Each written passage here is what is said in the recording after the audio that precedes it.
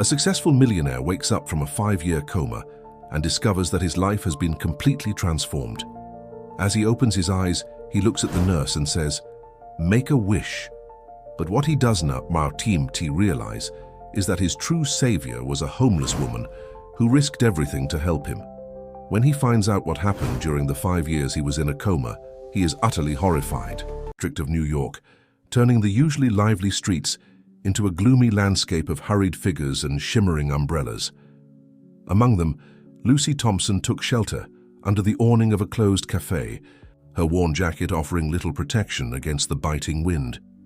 Her eyes were fixed on the sleek Tesla that had just pulled up to the curb, its driver emerging with the confident stride of someone who had never known poverty. Alexander Romanov stood tall, his tailored suit a stark contrast to the grey weather. As he reached for his phone, Lucy noticed his expensive watch catching the light from a nearby street lamp. Her stomach growled with the usual pangs of hunger, and her gaze shifted to the back pocket of his pants, where a leather wallet barely peeked out. One quick move. That was all it would take to end her weeks of living on the streets. The screech of brakes tore through the air. Lucy looked up, just in time to see the massive truck skidding toward the curb where Alexander stood, completely unaware as he checked his messages. Without thinking, she lunged forward, her hands shoving his shoulders, pushing him out of harm's way. The truck's horn blared as it sped past, missing them by mere inches. The impact of the fall sent them both tumbling onto the wet pavement. Alexander's head hit the ground with a dull thud, and he lay motionless, the rain falling on his unconscious body. Lucy's heart raced as she rushed to his side, her earlier thoughts of theft forgotten in the face of this emergency. "Someone call 911, she shouted, her voice barely audible over the storm. A small crowd began to gather, phones appearing like fireflies in the darkness. Lucy pressed her fingers to Alexander's neck, relieved to find a pulse, though his breathing seemed faint. As sirens wailed in the distance, Lucy noticed his wallet had fallen from his pocket. It was there, soaked but still bulging with what she knew were hundreds, maybe thousands of dollars. Her trembling fingers reached for it, but instead of taking it, she carefully placed it back in his pocket.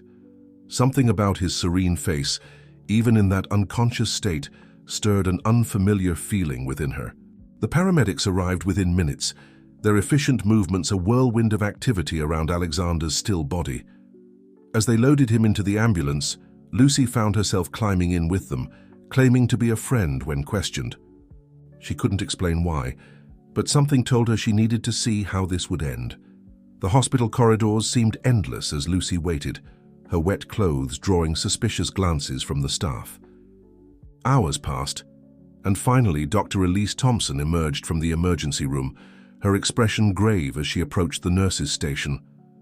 Lucy caught fragments of their conversation: severe head trauma, induced coma, uncertain prognosis. The words swirled in her head like leaves in a storm.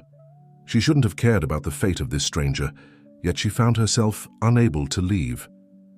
By dawn, Lucy made a decision that would change the course of their lives. She would return the next day and the day after that, for as long as it took. That man, that Alexander Romanov, had awakened something in her she thought had long withered: hope. In the weeks that followed, Lucy became a familiar presence in the hospital's intensive care unit. She sat by Alexander's bedside, reading him the newspaper, or simply talking about her day. The nurses, initially wary of her disheveled appearance, gradually softened in the face of her constant presence and unwavering dedication. Dr. Thompson observed this strange vigil with growing curiosity. "You must have known him well," she remarked one evening, bringing Lucy a cup of coffee from the staff room. "Not at all," Lucy replied, her eyes never leaving Alexander's serene face. "But I'd like to."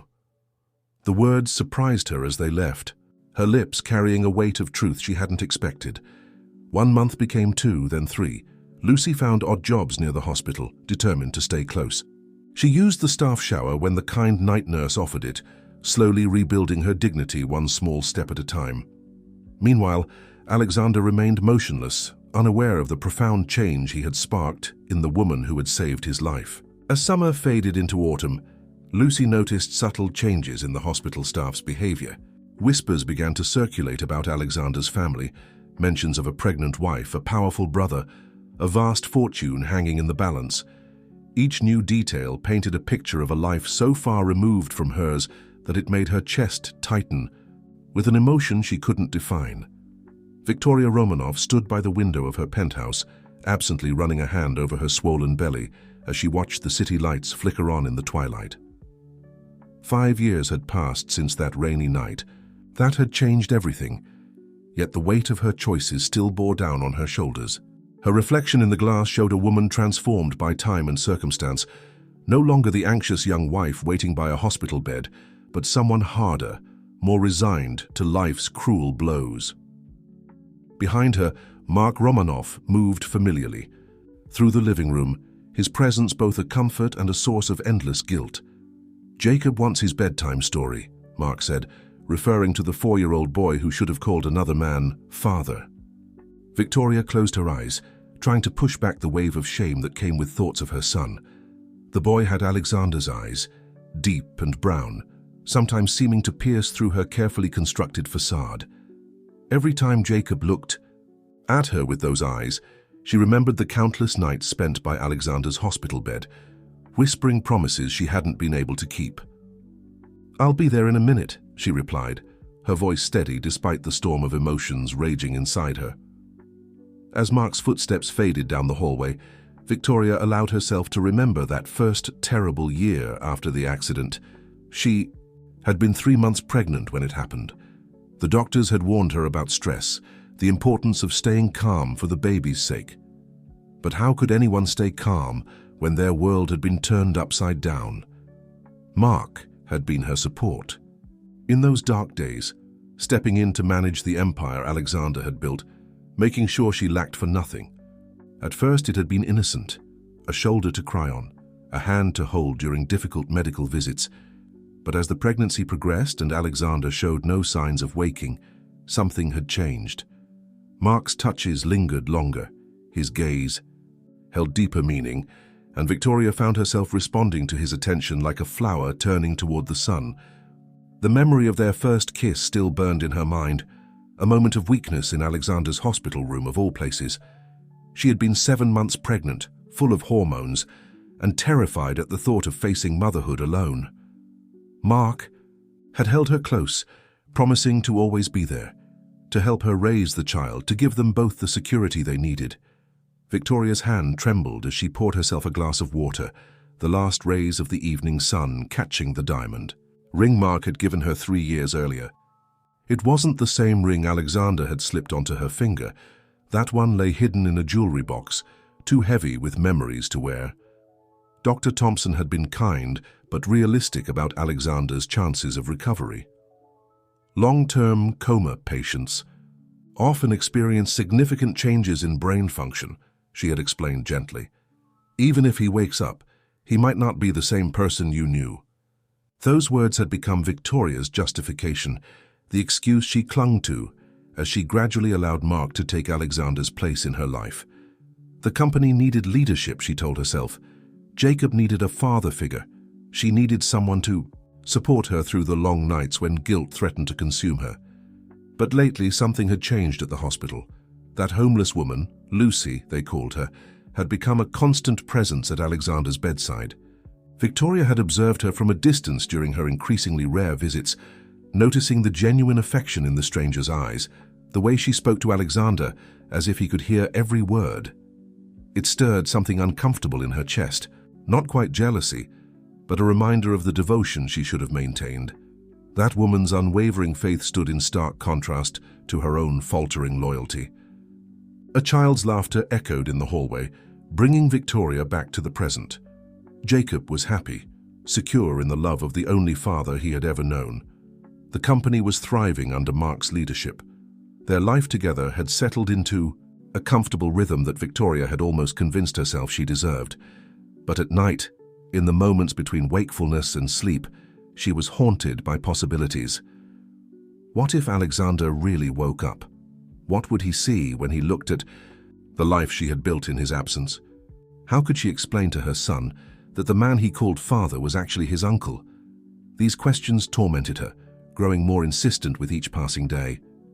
The latest report from Dr. Thompson lay unopened on her desk, another monthly update she both feared and longed for.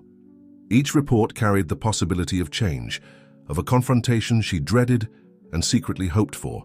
Victoria knew she should read it, but something held her back, as if not knowing could somehow protect the carefully constructed reality she now lived in. Dr. Elise Thompson had seen her share of medical miracles during her 15 years at New York General Hospital, but nothing had prepared her for what happened that spring morning. The first signs had been subtle, a slight increase in brain activity, a flutter of eyelids that had been still for 5 years. She was checking Alexander Romanov's vitals when his fingers moved ever so slightly against the hospital sheets. The hours that followed passed in a whirlwind of activity as Alexander showed increasingly clear signs of awakening from his coma. Elise stayed by his side, monitoring every change, every signal that might indicate complications.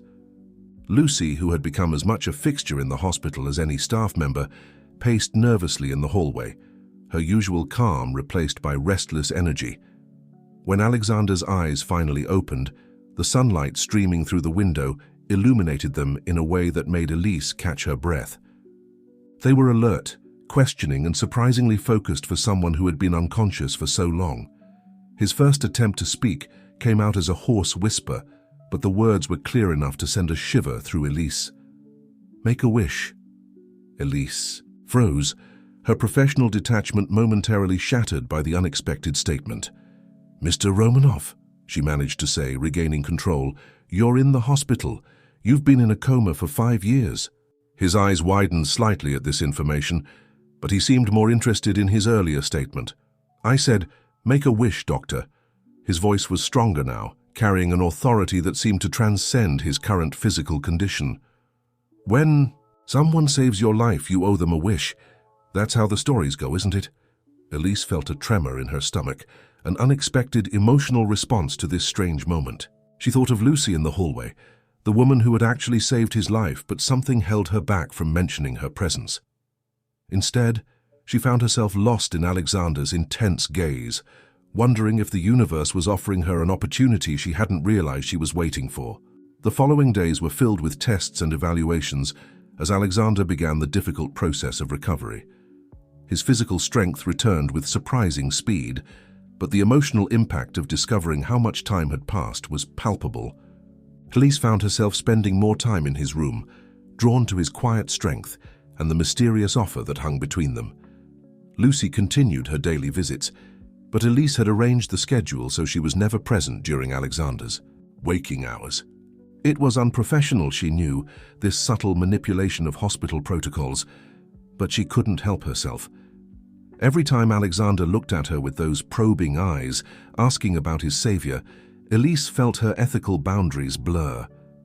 "You still haven't made your wish, doctor," he would say, a hint of amusement in his voice despite the gravity of his situation.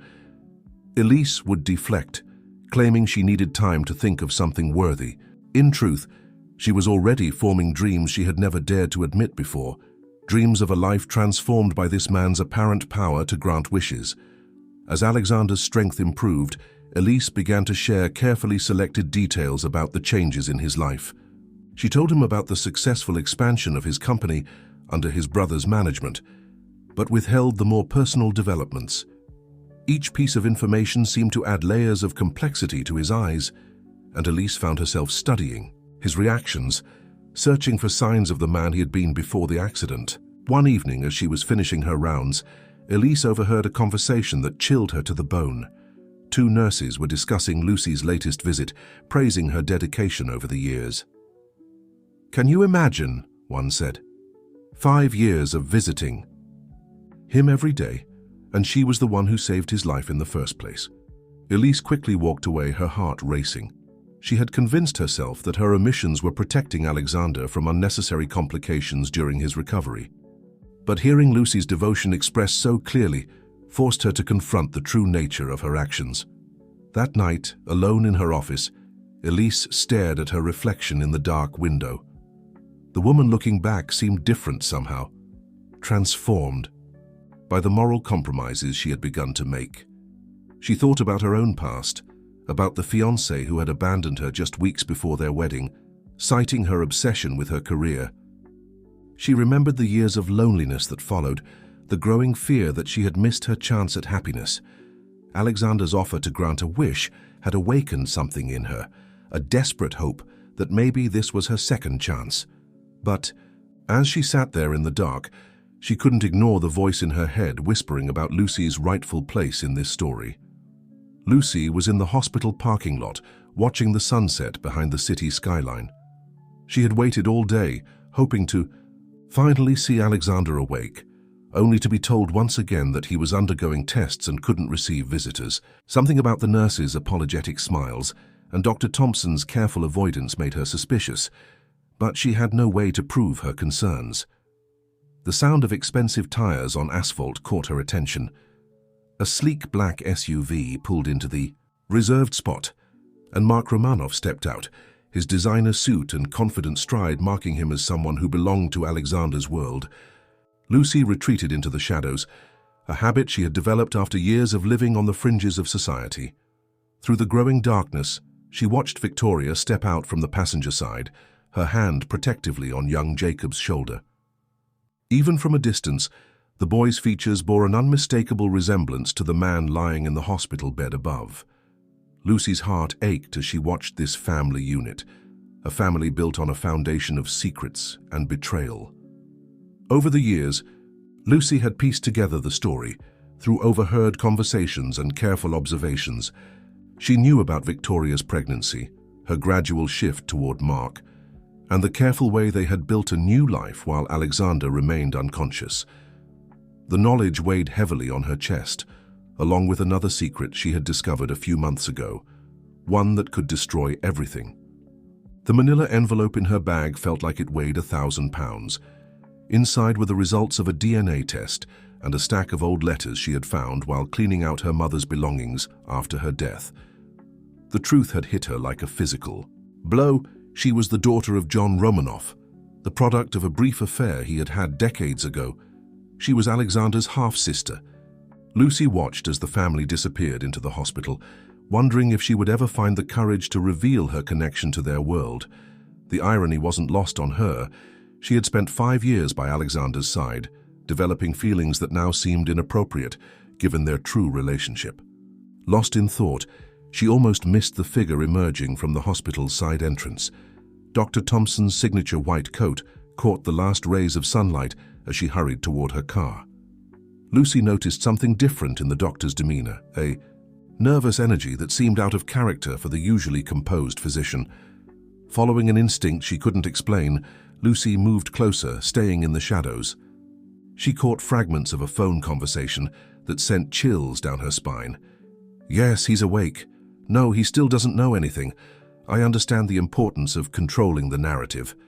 Elise's voice faded as she got into the car, but the implications were clear enough. Lucy's mind raced. Alexander was awake. How long had they been hiding this from her? The betrayal stung, but it also ignited a fierce determination. She had spent 5 years protecting him, reading to him, sharing her hopes and fears with his unconscious form. She wouldn't let them push her aside now. As she walked back to her small rented room near the hospital, Lucy thought about all the times she had imagined Alexander waking up. In her dreams, she was there when his eyes opened, ready to welcome him back to the world. Instead, he had returned, without her knowledge, while others positioned themselves to control his return to a life that had changed beyond recognition. The streetlights flickered on around her, casting long shadows that seemed to mirror the dark thoughts swirling in her mind. She thought about the DNA test results, the legitimacy they could give her in this high-stakes drama, but using them felt wrong somehow, like betraying the pure intentions that had led her to save Alexander's life in the first place. Back in her room, Lucy unfolded the letters from her mother's collection. Her fingers traced the elegant handwriting of John Romanoff, reading words of love and promises never fulfilled. She had spent weeks researching him after discovering the truth, learning about the powerful businessman who had fathered both her and Alexander. The same blood that flowed in Alexander's veins flowed in hers, a genetic connection that felt both like a miracle and a curse. How could she tell him now? How could she explain that the woman who had saved his life, who had developed feelings for him over 5 years of one-sided conversations, was actually his sister? Alexander Romanov sat on the edge of his hospital bed, staring at the tablet in his hands. The financial reports displayed on the screen told a story he was struggling to comprehend. 5 years of business decisions made without his input, investments altered, partnerships dissolved and formed. His brother's fingerprints were all over the company's transformation, and something about the pattern made his skin crawl. The physical therapy session that morning had left him exhausted, but his mind refused to rest. Every piece of information he absorbed about his lost years seemed to carry double meanings, hidden implications that tugged at the edges of his consciousness. The truck that had nearly hit him on that rainy night, he remembered its trajectory now, too precise to have been purely accidental. A soft knock at the door interrupted his thoughts. Dr. Thompson entered, her familiar presence bringing both comfort and an indefinable sense of unease. "How are you feeling today?" she asked, checking his vitals with practiced efficiency. "Like a man who's been betrayed," Alexander replied, watching her reaction carefully. "Tell me, doctor, why has no one mentioned the woman who saved my life? The nurses whisper about her when they think I can't hear, but no one tells me her name." Elise's hands paused for a moment as she adjusted the IV. "Her recovery is our priority," she said calmly. "There will be time for all of this later." Alexander's laugh held no trace of humor. "Time? I've lost 5 years, doctor. 5 years during which my brother has apparently taken control of everything I built. My wife—" He stopped, a flash of pain crossing his face. "Where's Victoria? Why hasn't she come to see me?" Elise moved toward the window, avoiding his piercing gaze. "There have been changes, Mr. Romanov. We thought it best to introduce the information gradually, so as not to overwhelm you." "Changes?" Alexander's voice took on a dangerous tone. "Like the fact that my brother is living in my house, driving my cars and running my company. Tell me, doctor, what other changes are you shielding me from?" Before Elise could respond, the door opened again. A young boy rushed in, his laughter filling the sterile room with unexpected warmth. "Dad, look what I—" He stopped abruptly, his bright eyes widening as they met Alexander's. Time seemed to freeze. Alexander stared at the boy, this child, who had his eyes his mother's smile and who had just called someone else Dad. The pieces fell into place with devastating clarity. Mark appeared at the door, his face paling. "Jacob, come here," he commanded gently. The boy hesitated, glancing between the two men with growing confusion. Alexander gripped the edges of the bed, struggling to maintain control. "How old are you, Jacob?" he asked, his voice gentle despite the storm raging inside him. "5, the boy replied proudly, holding up 5 fingers. "Almost 6. The tablet slipped from Alexander's lap, clattering to the floor. 5 years. His son, the child Victoria had been expecting when the accident happened, had grown up calling his brother Dad. Elise moved toward Jacob, trying to lead him out, but Alexander's voice stopped her. "Leave him," he said, each word measured. "Carefully. I think it's time for some honesty in this room." Mark stepped forward, his usual confidence wavering. "Brother, you have to understand." "Understand?" Alexander's laugh was so sharp it made Jacob flinch. "Oh, I'm starting to understand perfectly. The accident, the company, my wife. It's all been very convenient for you, hasn't it?" Elise intervened, her professional mask slipping to reveal genuine concern. "Mr. Romanov, please. Your blood pressure." But Alexander no longer cared about medical warnings. 5 years of his life had been stolen, his son raised by another man, his company systematically restructured. Fragments of memory from the night of the accident swirled in his mind. The deliberate trajectory of the truck, the flash of familiar headlights he'd glimpsed just before impact.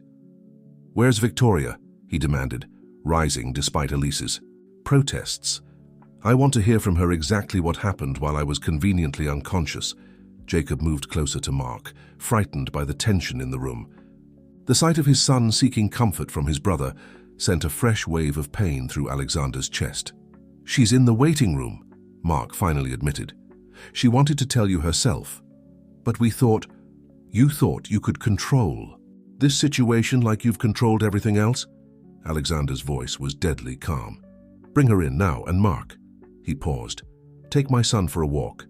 He shouldn't witness what's about to happen next. Victoria's hands trembled as she entered the hospital room. Alexander stood by the window, his silhouette outlined against the afternoon sun, somehow both familiar and terrifyingly foreign. 5 years had left their mark on him, new wrinkles around his eyes, a certain hardness in his jaw, but he was still undeniably the man she had promised to love forever. I remember how happy we were when you told me about the pregnancy, he said without turning around. Do you remember that day, Victoria? How we danced in the kitchen making plans for our future? She sank into a chair, her legs suddenly unable to support her. Alexander, please what? He turned then, his eyes burning with an intensity that made her flinch. Please forgive yourself for letting our son call another man Dad. Please understand why you chose my brother. I was alone. The words burst from her like water from a broken dam. You were gone, maybe forever. I was pregnant, scared, and Mark was there. He helped me with everything. The complicated pregnancy, the sleepless nights with a newborn. While I was in a coma, Alexander concluded coldly. A coma that's starting to seem less and less accidental. Victoria's head snapped up. What are you saying? The truck that almost killed me, did Mark ever mention investigating the accident? Did he seem surprised when it happened? Alexander stepped closer, studying her face. Or was he too busy comforting my pregnant wife to worry about such details? You can't seriously think, Victoria's voice wavered, as long-buried doubts resurfaced. She remembered Mark's calm efficiency in the aftermath of the accident, how quickly he had stepped in to take control. At the time, she had been grateful for his strength, but now, a commotion in the hallway interrupted them. Through the door window, Victoria caught a glimpse of a woman being restrained by hospital security. Her worn clothes and desperate expression triggered a memory, the mysterious visitor who had spent years at Alexander's bedside. Your guardian angel is making quite a scene, Victoria said, grateful for any distraction from Alexander's accusations. Did you know she visited you almost every day for 5 years? Alexander's expression shifted. The woman who saved my life, the one everyone was careful not to mention. Lucy, Victoria supplied, watching his reaction. She pulled you out of the truck's path. I've always wondered why she stayed, what she hoped to gain. Unlike what you gained, the bitterness in Alexander's voice made her flinch. Tell me, was it a gradual transition from grieving widow to loving sister-in-law, or did you and Mark not waste any time once I was out of the picture? Before Victoria could respond, Dr. Thompson burst into the room. Mr. Romanov, you need to rest. Your body is still recovering, and this level of stress... What I need, Doctor, is the truth, Alexander interrupted, starting with why you kept my savior away from me. Elise's professional composure cracked slightly. I was trying to protect her from unnecessary complications during your recovery. Complications? Alexander laughed bitterly. My brother is raising my son. My wife wears his ring and my company has been transformed beyond recognition. I'd say complications found me anyway. Victoria noticed something shift in Alexander's expression, a dawning realization that seemed to drain the anger from his face, replacing it with a calculated determination. You know what? You're right, Doctor. I need to rest. He moved back toward the bed with exaggerated care. In fact, I think I'd like to be alone for a while. Victoria will continue this discussion later, much later. The sudden change in his demeanor sent a chill down her spine. She knew that tone. It was the same one he used in business when he was about to spring a trap on an unsuspecting competitor. As Elise escorted her out, Victoria turned one last time. Alexander had picked up his tablet, his fingers moving rapidly across the screen. She couldn't shake the feeling that everything was about to change again, but this time she wouldn't be the one controlling the narrative. In the hallway, she passed Lucy being escorted toward the exit, their eyes meeting briefly. The other woman's gaze held no judgment, only a sad understanding that made Victoria's guilt weigh even heavier. She hurried past, unsure of what was worse, the secrets she had kept or the ones she was only beginning to suspect. Alexander waited for the hospital to settle into its nighttime routine before making his move. The nurses had finished their rounds, and only a reduced staff remained at their posts. His fingers moved quickly across the tablet screen, accessing old email accounts and backup servers that Mark had apparently neglected. A soft knock at the door made him pause. Instead of Elise or a nurse, Lucy stood at the threshold, her presence somehow both uncertain and resolute. Security must have finally given up on keeping her out. "I believe I owe you a wish," Alexander said calmly, setting the tablet aside. "Though saving a life seems worth more than just one." Lucy stepped into the room, staying close to the door as if ready to flee. "You don't owe me anything. I just needed to see you awake, to know you were really back." Alexander studied her, noting the way she carried herself, proud despite her worn clothes, sharp eyes that missed nothing. 5 years is a long time to visit a stranger in a coma. Why? "Because you weren't a stranger," Lucy replied, then quickly added, "At least, not after a while. I told you everything during those years. My hopes, my fears, my dreams. You were the best listener I've ever known." A faint smile touched Alexander's lips despite the gravity of the situation. "And now that I can actually respond?" Lucy stepped closer, her expression turning serious. "Now I need to tell you something important. About the accident, about your brother, and about who I am. Who you are." Alexander raised an eyebrow. "You're my guardian angel, according to Victoria, though I suspect there's more to the story." Lucy rummaged through her bag, hesitating before pulling out a worn envelope. "I found these letters after my mother's death. They're from your father, John Romanov." Alexander's body stiffened, his mind racing through the implications. Lucy continued, her voice barely above a whisper. "I'm your half-sister, Alexander.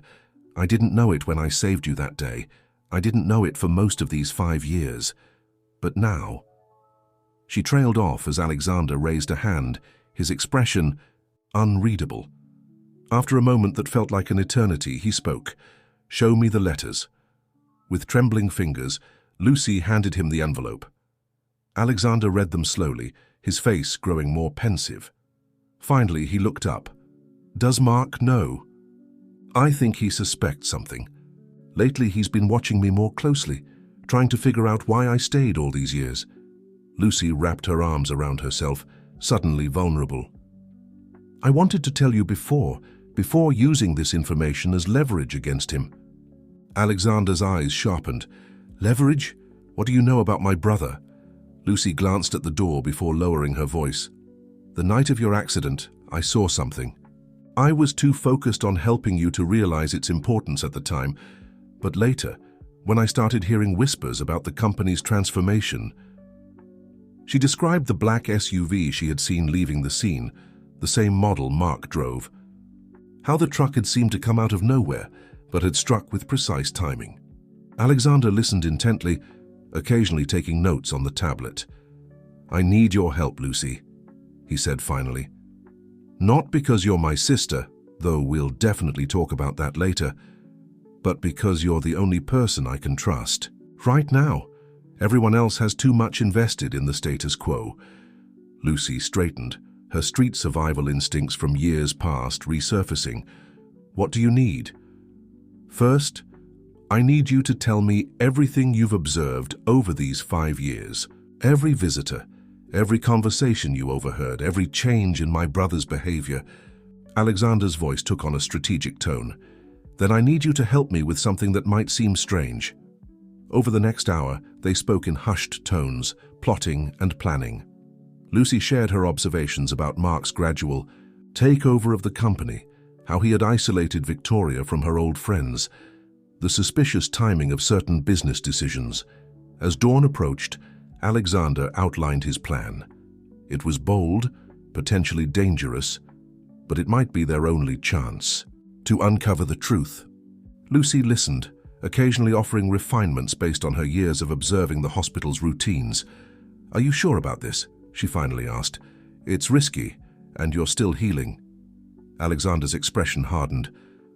"My brother has my son, my company, and apparently tried to have me killed.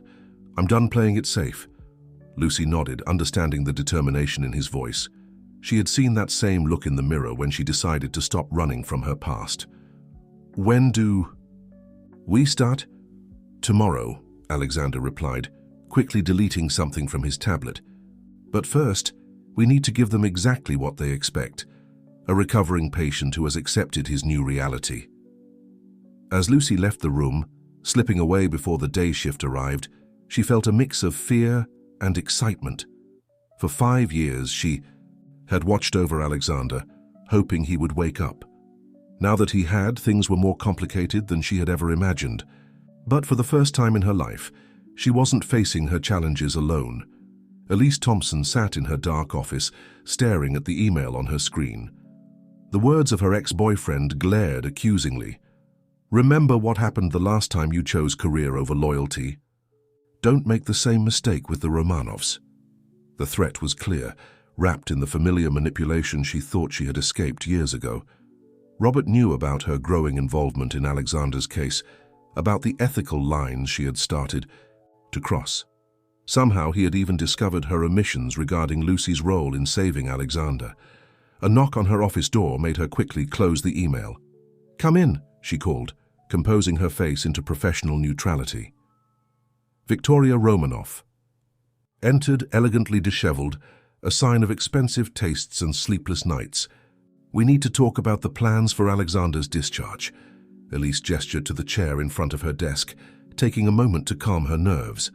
"His recovery is progressing well, but I'm concerned about his psychological state."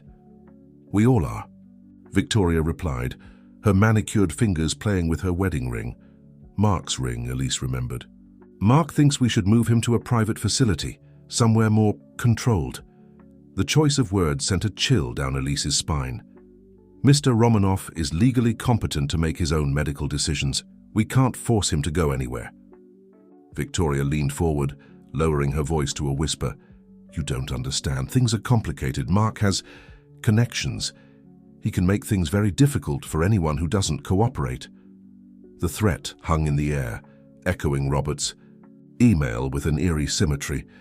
Elise thought about the wishes Alexander had expressed to her, the dreams she had allowed herself to nurture. But looking at Victoria's desperate expression, she began to see the situation more clearly. What really happened the night of the accident? Elise suddenly asked, watching Victoria's reaction. The other woman's face paled slightly. "I don't know what you're talking about." "I wasn't there. But Mark was, wasn't he?" Elise pressed, surprising herself with her boldness. "That's why you're so scared now, because you've always suspected the truth." Victoria stood abruptly, her composure cracking. "You're treading on dangerous ground, Doctor. Stick to medicine and leave the past where it belongs." As Victoria hurried out of the office, Elise leaned back in her chair, her mind racing. The piece of paper in her pocket, the hastily written note from Lucy, asking for a secret meeting, suddenly felt heavier. Meanwhile, in the hospital's physical therapy room, Alexander worked with an intensity that worried the staff. His determination to regain strength quickly had raised some concerns, but no one could deny his progress. "Mr. Romanoff," his therapist warned, "you need to pace yourself." Alexander simply nodded, his focus unwavering as he performed another set of exercises. His tablet was nearby, occasionally lighting up with messages that made his jaw tighten. What no one knew was that each grueling session brought him closer to executing his plan. He needed to be strong enough to leave the hospital on his own when the time came. Lucy's information about Mark's business dealings had given him the leverage he needed, but timing would be crucial. As the day wore on, Elise found herself observing the intricate dance of loyalties unfolding around her. She noticed Lucy slipping into Alexander's room during shift changes, saw how Mark's visits had become more frequent and agitated, and watched the fear grow in Victoria's eyes. That evening, as she prepared to meet Lucy, Elise made a decision. She pulled out her phone and began typing a response to Robert's email. Her fingers moved quickly across the screen. "You're right. In the past, I chose career over loyalty, but this time, I'm choosing integrity over both." She pressed send, then deleted the original message. Whatever game Mark Romanoff was playing, whatever threat Roberto thought he could use against her, She was done being manipulated by men who confused power with entitlement. The hospital corridors were quieting down for the night when Elise entered the small storage room where Lucy was waiting. The woman who had spent 5 years by Alexander's side looked different now, more focused, almost dangerous in her intensity. "I need to know exactly what happened the night of the accident," Elise said without preamble, "and then you need to tell me how I can help fix things." Lucy studied her for a long moment before nodding. "It started with a deal gone wrong," she began. "A deal that Mark orchestrated behind Alexander's back." As Elise listened to the twisted tale of betrayal and ambition, she realized that Alexander's offer of a wish hadn't just been a romantic gesture, it had been a test. And now, finally, she understood the choice she had to make. Mark Romanoff paced his executive office on the 48th floor of Romanoff Industries, his usual confidence shaken by the morning's developments. The private investigator he had hired to keep tabs on Alexander had reported something unsettling: late-night meetings with Lucy, the mysterious woman who had saved his life.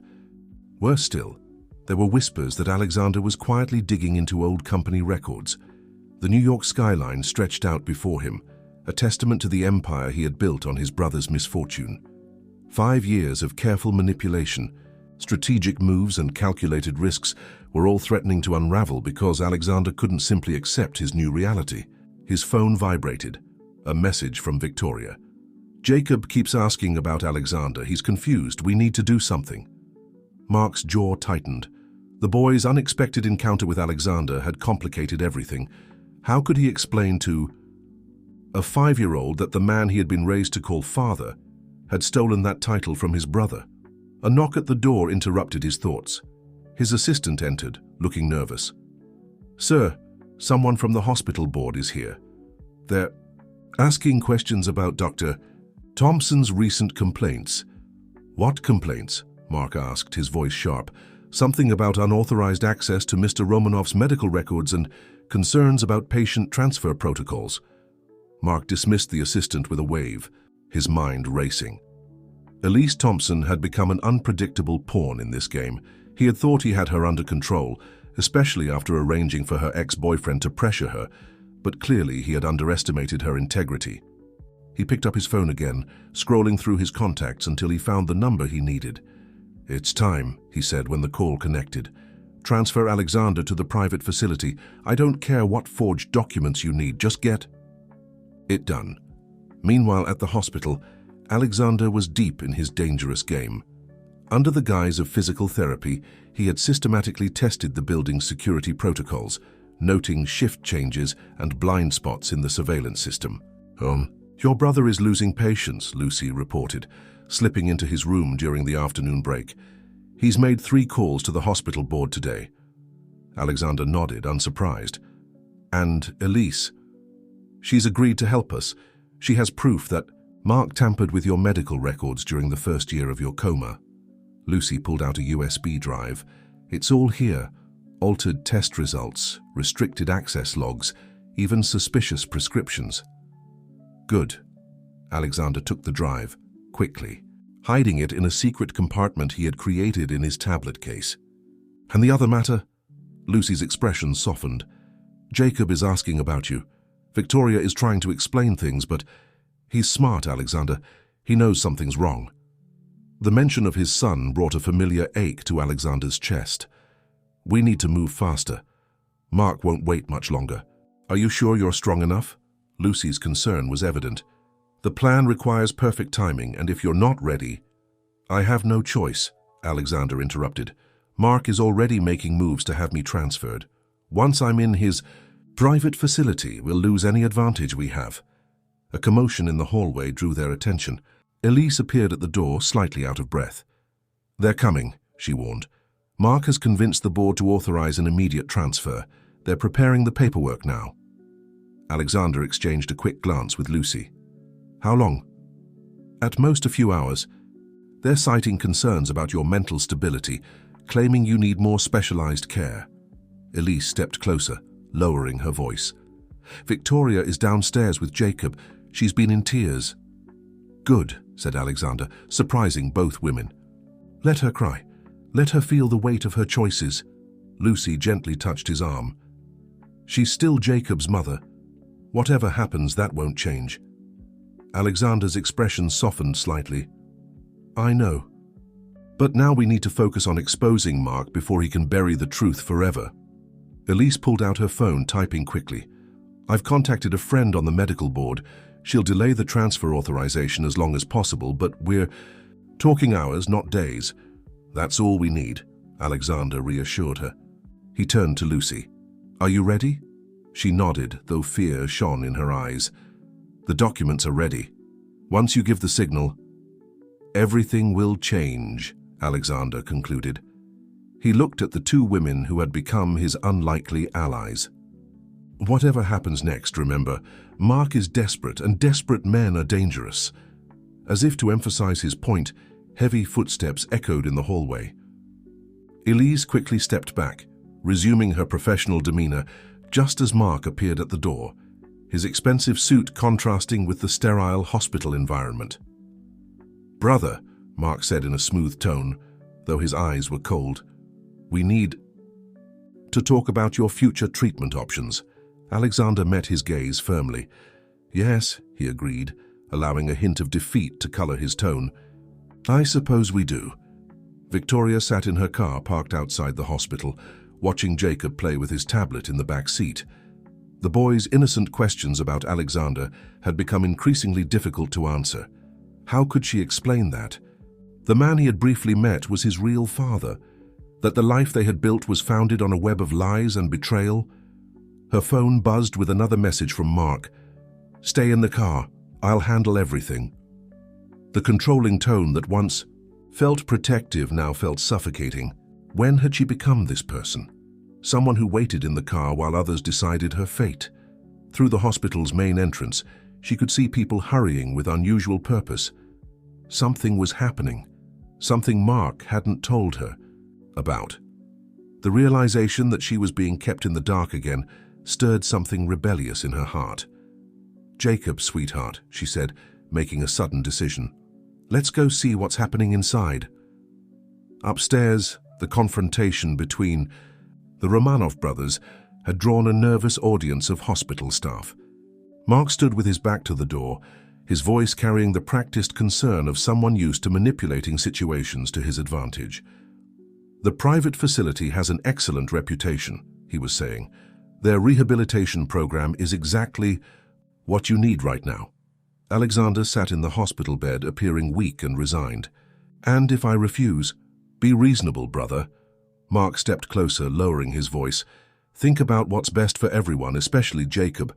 The boy is already confused enough.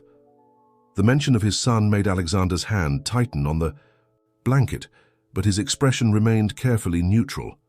You're right, he said finally. I need to think about Jacob. Mark's smile didn't reach his eyes. I'll have the transfer paperwork prepared immediately. By tonight, you'll be in a much better, comfortable. As Mark turned to leave, Victoria appeared at the door with Jacob. The boy's eyes lit up at the sight of Alexander, but before he could speak, Mark grabbed Victoria's arm. What are you doing here? He hissed. I told you to wait in the car. Let go of my arm, Mark. Victoria's voice was calm but firm. You no longer have the right to tell me what to do. The tension in the room shifted palpably. Elise, who had been pretending to check Alexander's vitals, moved slightly closer to Victoria. Lucy, standing near the window, slowly slipped her hand into her bag. Mom? Jacob's voice was small, confused by the strange behavior of the adults. Why is Uncle Mark angry? He's not angry, sweetheart, Victoria reassured him, though her eyes never left Mark's face. He's scared. Isn't that right, Mark? Scared that everything you've built is about to crumble? Mark's grip on her arm tightened. You don't want to do this, Victoria. Think about what you have to lose. I've already lost everything that matters, she replied. My integrity, my self-respect, the love of a good man. She looked at Alexander as she said it, tears filling her eyes. The only thing I have left to lose is my son's respect, and I won't let that happen. Jacob had moved closer to Alexander's bed, drawn by an instinct he couldn't understand. Alexander slowly reached out a hand, careful not to startle the boy. "Hi, Jacob," he said softly. "Do you remember me?" The boy nodded. "You were sleeping for a long time. Mum cried when she looked at your pictures." Mark took a step toward Jacob, but Elise stepped between them.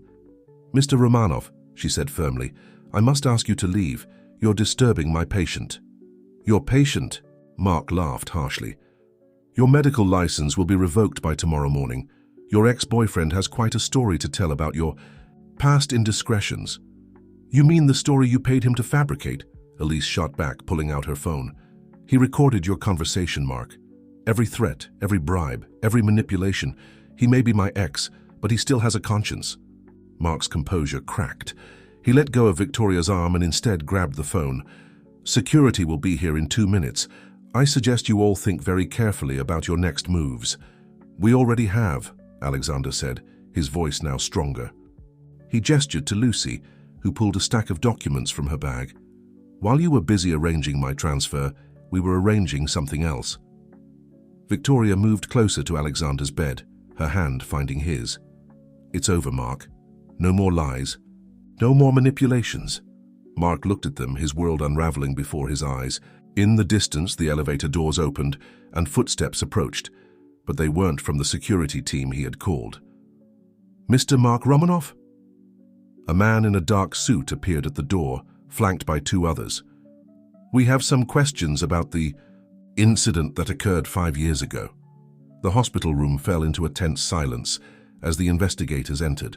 Mark's confident facade cracked slightly when he recognized the lead investigator, Thomas Chen, the same man who had mysteriously disappeared 5 years ago while investigating the incident. "Impossible," Mark whispered, his face losing color. "You were bought, threatened, eliminated." Thomas raised an eyebrow. "You'd be surprised how long someone can stay hidden while gathering evidence, Mr. Romanov, especially with the right support." Alexander straightened up in bed, the weakness from moments ago completely gone. "Thank you for coming, Thomas. I trust you've received all the documentation." "Every file, every altered record, every suspicious transaction," confirmed Thomas, pulling out a tablet, "including some very interesting offshore accounts opened just days before your accident." Victoria let out a soft sigh, squeezing Alexander's hand.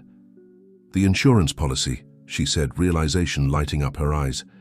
"You transferred everything to those accounts before the accident, didn't you, Alexander?" He nodded, his expression serious. "I had suspicions about Mark's dealings with our competitors. I never imagined he would go this far, but I wanted to protect our assets. And our son." Jacob, who had been silently observing by Alexander's bedside, suddenly spoke up. "Are you really my dad?" he asked, his innocent question cutting through the tension like a knife. Alexander looked at his son, emotion threatening to overwhelm him. "Yes, Jacob, I am." "But Uncle Mark—" The boy's confusion was evident. "He took care of you while I was asleep," Alexander gently concluded. "And now that I'm awake, maybe we can all learn to be a family in a different way." Mark let out a bitter laugh. "How touching. But you forget, brother, that I still control the company. The board trusts me. Your evidence is circumstantial at best." "Really?" Lucy stepped forward, holding another set of documents. "These letters from your father, our father, tell a different story." The room fell silent as Mark processed her words. "What did you say?" "Lucy is the daughter of John Romanov," Alexander explained, his voice steady. "Our half-sister, Mark, and according to father's will, a legitimate heir to 20% of Romanov Industries." Elise moved closer to Lucy, adding her piece to the puzzle. "The DNA test results are conclusive. I verified them myself." Mark's composure shattered completely. "You think this changes anything?" he snarled. "A street girl pretending to be a Romanov. The board will never accept it." "They already have," Thomas interjected, opening an email on his tablet. "The emergency board meeting concluded an hour ago. With Miss Thompson's shares, or should I say, Miss Romanov's, combined with Alexander's hidden holdings, control of the company has already shifted." Victoria watched as the reality of the situation dawned on Mark's face. The man she had chosen over her husband, the man who had seemed so strong and capable, was crumbling before her eyes. "The truck driver," she suddenly said, voicing the question that had haunted her for 5 years. "Did you really—" "He's alive," Thomas reassured her, "living quite comfortably in Mexico, though he recently changed his mind about keeping certain secrets. His confession came in this morning." Jacob tugged on Alexander's hospital gown. "Why is everyone so serious? Are we in trouble?" Alexander pulled his son closer, breathing in the scent of his hair. "No, little one. We're actually fixing something that went wrong a long time ago. Sometimes adults make mistakes, big mistakes, and it takes time to set things right." Elise checked her watch. "The press will be here soon. They received an anonymous tip about irregularities at Romanov Industries." Mark made a sudden move toward the door, but Thomas's associate skillfully blocked his path. "Where are you going?"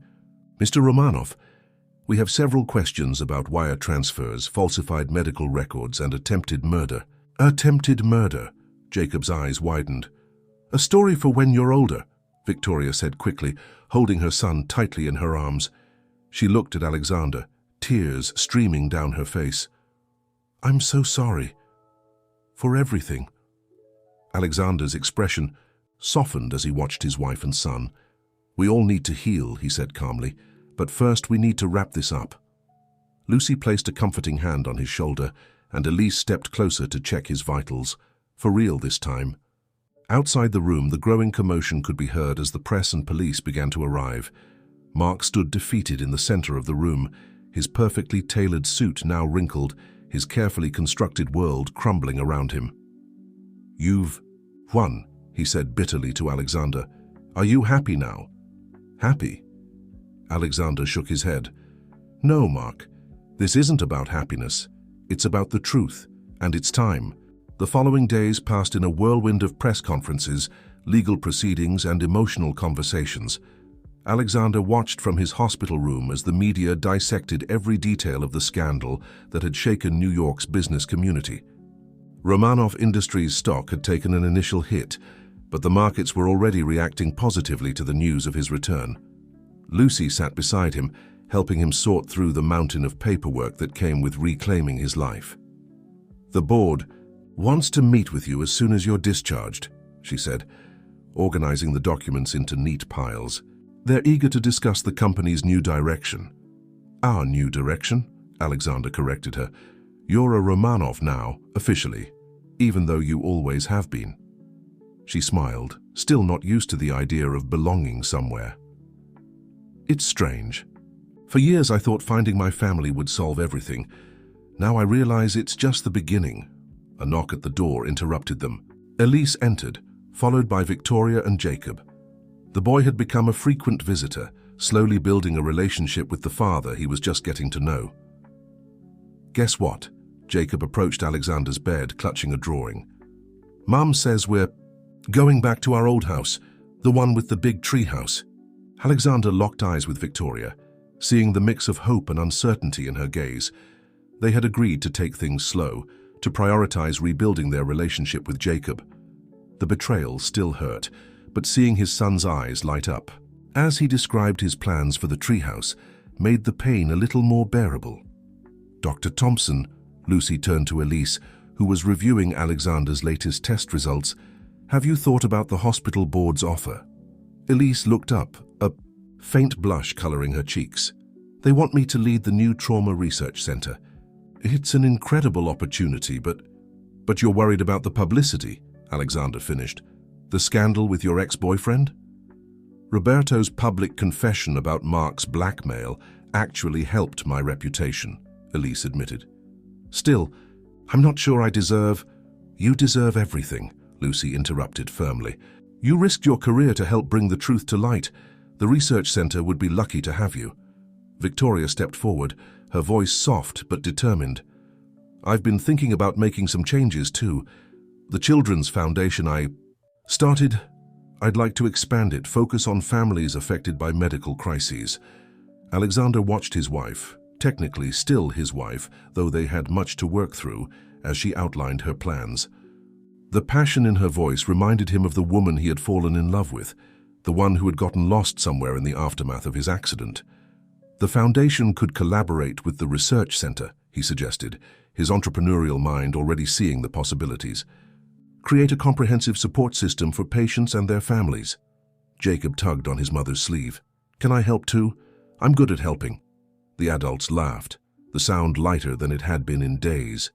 Even the journalists visible through the window seemed less intrusive now, their presence a reminder that transparency would be crucial in rebuilding trust, both in the company and in their personal relationships. Speaking of help, Elise said, checking her clipboard, your latest tests came back clear. You could be discharged as early as tomorrow. The news hung in the air, full of promise and challenges. Tomorrow meant facing the world outside the hospital walls, managing the press and the board of directors, and beginning the long process of rebuilding everything that had been destroyed. Are you ready? Lucy whispered softly. Alexander looked around the room, at the innocent enthusiasm of his son, the cautious hope in Victoria, the professional pride of Elise, and the newfound confidence in Lucy. 5 years ago, I wasn't ready for all this, he admitted. But now I have something I didn't have back then. What is it? Jacob asked, carefully climbing onto the bed beside him. Alexander smiled, pulling his son close. A second chance to do things right, and people who remind me what really matters. Through the window, the New York skyline sparkled under the afternoon sun. Somewhere out there, Mark was facing the consequences of his actions, the truth finally catching up to years of deceit. But in that room, surrounded by the unexpected family he had found after the tragedy, Alexander felt something he hadn't expected. Not victory or revenge, but peace. It wasn't going to be easy. There were still wounds to heal, trust to rebuild, and a lifetime of moments to reclaim with his son. But as Jacob snuggled closer, chattering about his plans for their future adventures, Alexander knew that every step forward, no matter how small, was a step in the right direction. The morning of Alexander's discharge from the hospital dawned, bright and serene. The media circus outside had finally begun to thin, though a few stubborn reporters were still camped near the entrance, hoping to catch a glimpse of the Romanov family reunion. Inside, the atmosphere was charged with nervous energy as final preparations were made. Remember to take it easy for the first few weeks, Elise instructed, helping Alexander gather his things. Just because you can walk doesn't mean you should overdo it. Alexander nodded, his attention focused on the suit Lucy had brought him, his first real clothes in 5 years. The fabric felt strange against his skin, a tangible reminder of the life he was about to reclaim. Any other doctors? Orders? Yes, Elise replied, her professional tone softening slightly. Be patient with yourself and with them. She gestured toward the waiting room where Victoria sat with Jacob, helping him with his homework before school. Lucy entered carrying coffee for everyone, her new designer outfit a stark contrast to the worn clothes she had been wearing just weeks before. The board had insisted on providing her with a suitable wardrobe befitting a Romanov, though she still seemed uneasy with such luxury. The car is ready, she announced, and security has cleared a path through the reporters. Though there's one journalist they thought you might want to meet, Catherine Chen. Thomas's wife, Alexander explained, recognizing the name. She's been investigating corporate corruption for years. If we're going to tell our story, she's the right one. Victoria looked up from Jacob's homework, her expression uncertain. Are you sure we're ready for this?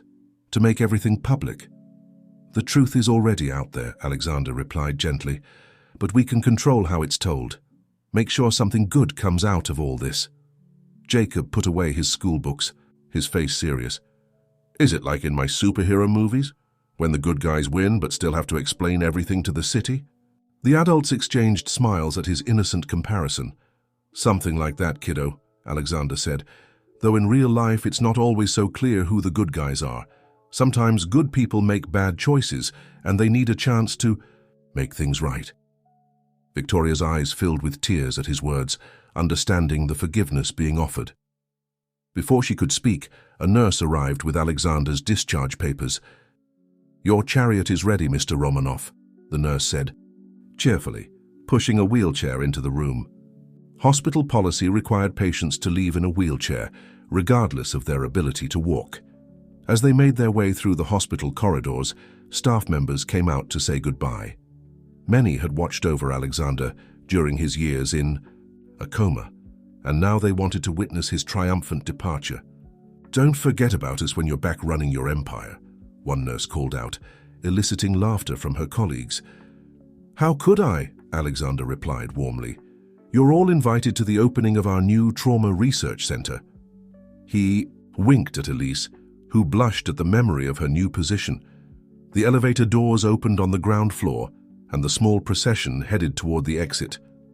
Through the glass doors they could see the waiting reporters, cameras at the ready. "Wait," Victoria said suddenly. She knelt in front of Jacob, straightening his school uniform. "Remember what we talked about? The cameras?" Jacob nodded solemnly. "I just have to smile and stay close to you or Dad. And if someone asks questions, say no comment like a spy." Lucy stifled a laugh at his serious expression. "Exactly, little one, though maybe I'd skip the spy part." Alexander rose from the wheelchair, determined to walk out on his own. Elise started to protest but stopped, understanding the symbolism of the moment. "Ready?" he asked, looking at each member of his unlikely family. Victoria took Jacob's hand while Lucy stood on the other side of Alexander. Elise stayed back, maintaining a professional distance, but her proud smile spoke volumes. As they walked through the doors into the morning light, cameras flashed and reporters shouted questions. But Alexander barely noticed them. His attention was focused on the warm weight of his son's hand, slipping into his, on the strength of Lucy's supportive presence, on the timid hope in Victoria's eyes. 5 years ago, he had left that hospital unconscious, his life hanging by a thread. Now he was walking out surrounded by a family that had been broken and then reformed, stronger in its healing. "Mr. Romanov!" Catherine Chen's voice cut through the chaos. "Would you like to make a statement?" Alexander paused, looking at his family. Victoria gave a slight nod, while Jacob gave him an encouraging thumbs up. "Just one," Alexander replied, his voice rising clear above the crowd. "Sometimes life gives us a second chance not to repeat the past, but to build something better. Today, that's exactly what we intend to do." The Romanov estate felt both familiar and strange as they drove up the long driveway. The gardens, Victoria once tended personally, were now maintained by staff, the flowers different from what Alexander remembered. Even the air seemed changed somehow, heavy with 5 years of accumulated memories he hadn't been part of. "Your room is still the same," Jacob announced excitedly as they entered the house. "Mom never let anyone change it. She said it had to stay ready." Victoria busied herself giving instructions to the staff, avoiding Alexander's questioning gaze. The revelation that she had preserved his space, even while building a new life with Mark, spoke volumes about her conflicting feelings during those years.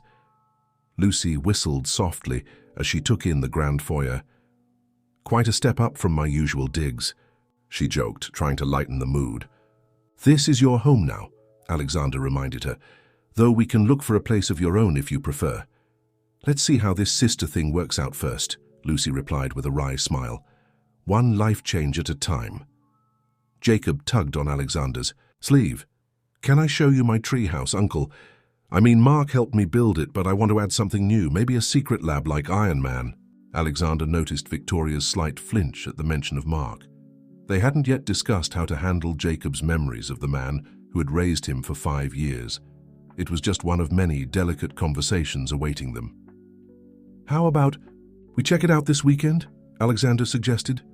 "For now, I think we all need to settle in." The staff had prepared a light lunch in the solarium, the bright space offering a view of the bay. As they gathered around the table, collectively ignoring the formal dining room, Elise arrived with Alexander's medication schedule and final instructions. "I'll stop by tomorrow to check on you," she said, with the authority of a doctor mixed with friendly concern. "Try to rest today.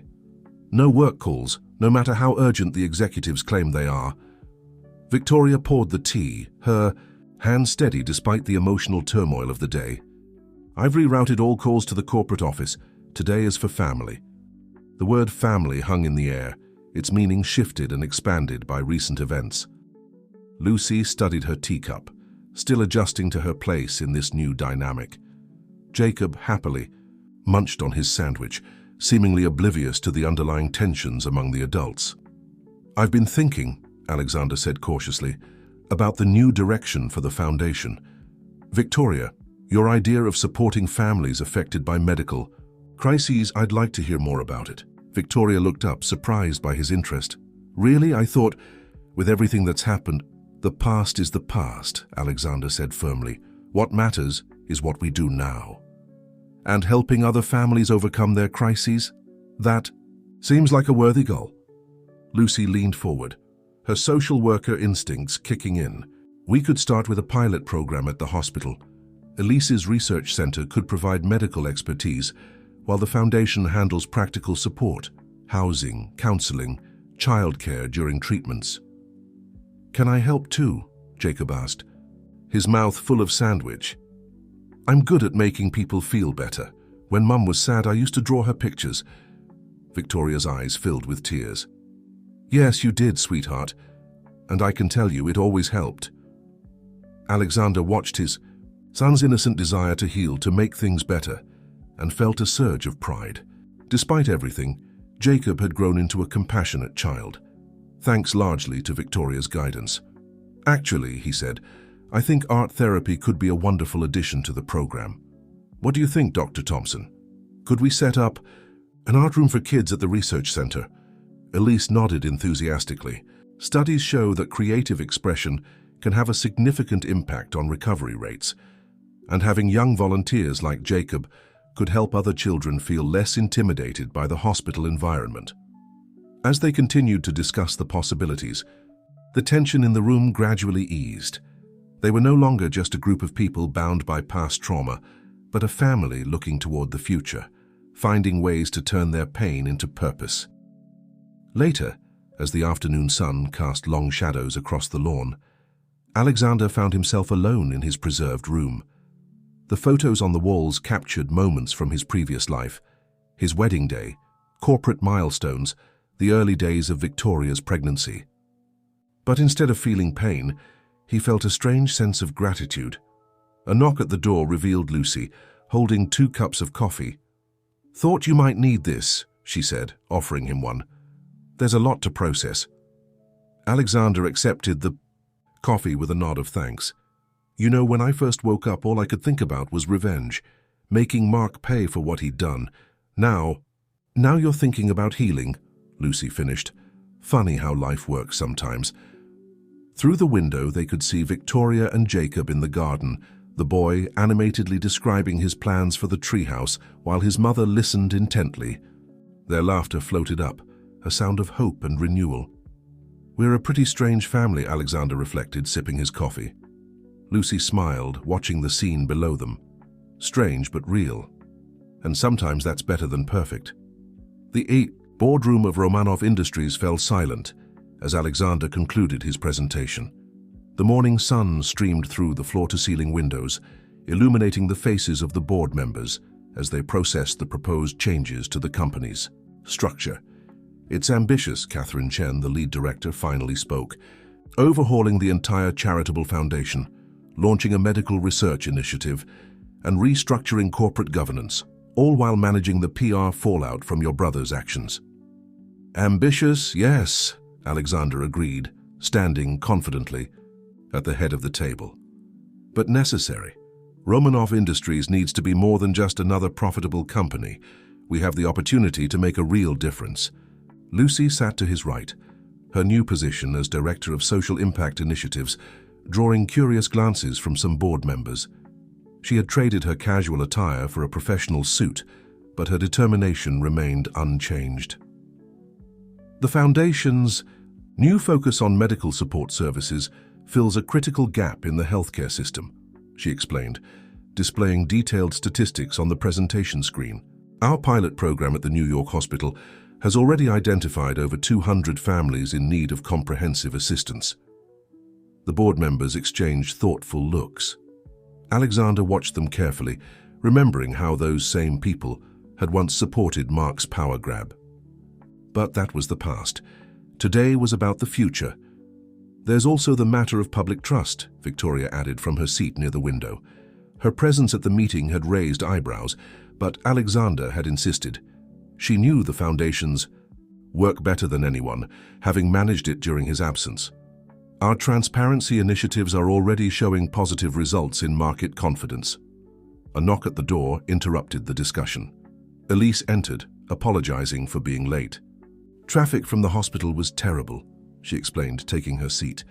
As head of the new research center, her input was crucial to their integrated approach. Dr. Thompson, Catherine Chen addressed her directly, these programs you're proposing, they're quite costly. Can you justify the investment? Elise didn't hesitate. The cost of inaction is much higher. Our current healthcare system excels in medical treatment, but often fails to address the broader impact on families.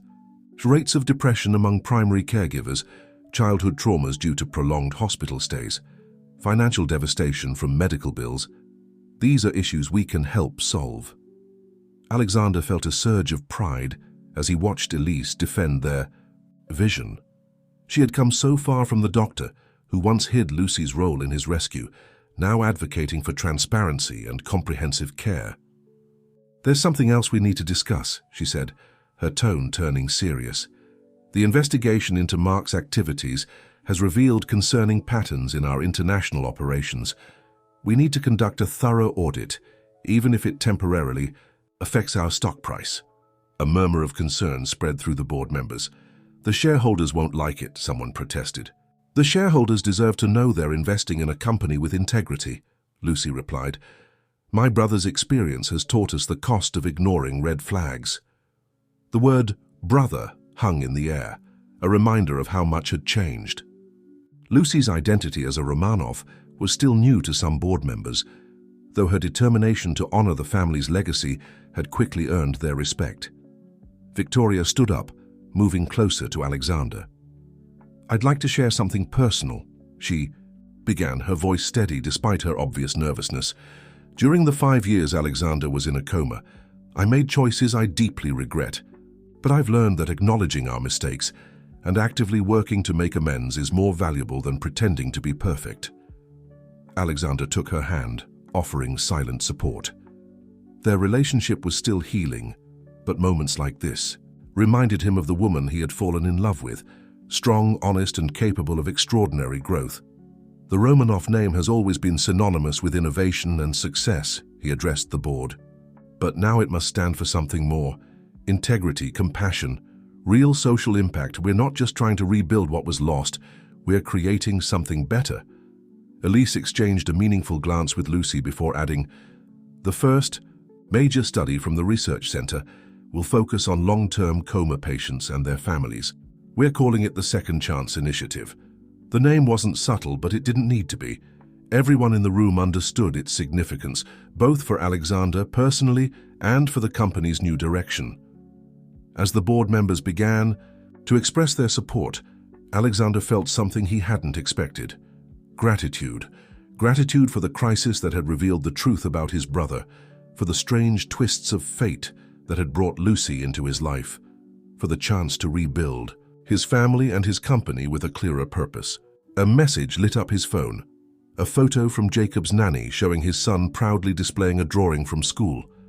The subject was clear, a family portrait, with everyone together, including his new aunt Lucy. Below, in careful, childlike handwriting, were the words, My Family 2.0. The weekend arrived with unexpected warmth for a New York autumn. Alexander was in the backyard, watching as Jacob directed their small construction team, composed of Lucy, Elise, and himself, in the renovation of his beloved treehouse. The secret lab needs more windows, Jacob insisted, his little face serious as he consulted his carefully drawn plans. Like the ones in Dad's office, so we can see the whole city. Victoria came out of the house carrying a tray of lemonade, her casual weekend attire a far cry from her usual impeccable look. Should I be worried about these plans for the secret lab? She asked, setting down the tray. Last time he talked about experiments, it involved my best cooking pots. That was for science, Mom, Jacob protested, accepting a glass of lemonade. Besides, Aunt Lucy said real scientists use proper equipment.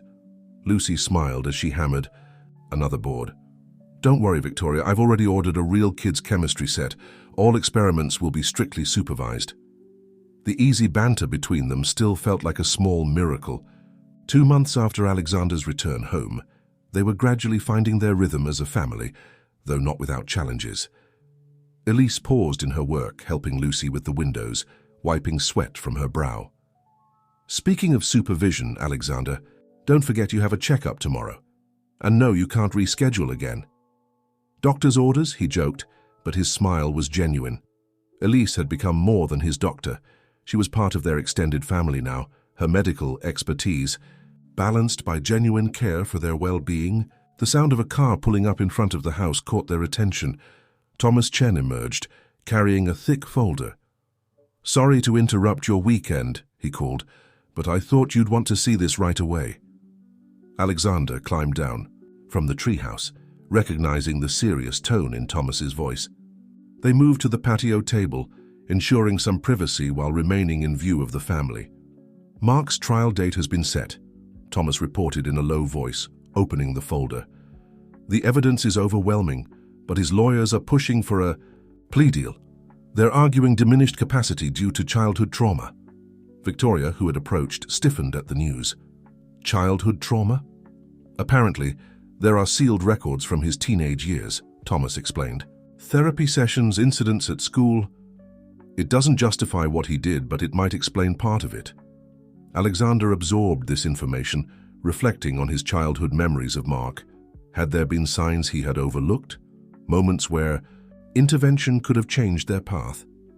"What do you want to do?" asked Lucy, joining them at the table.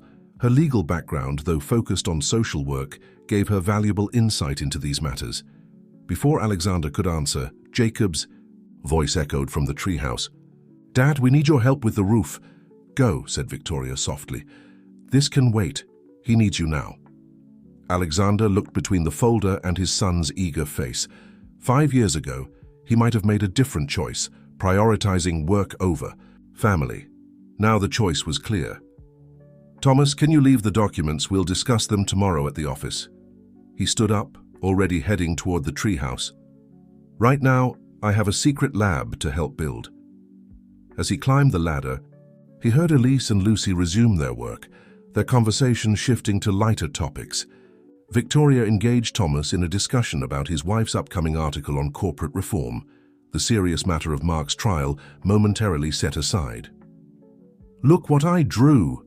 Jacob proudly showed Alexander a drawing of what appeared to be an elaborate pulley system. "It's for sending secret messages between the lab and the house. Aunt Lucy says we can use real rope and everything." "That's impressive, buddy," praised Alexander, studying the surprisingly detailed plan.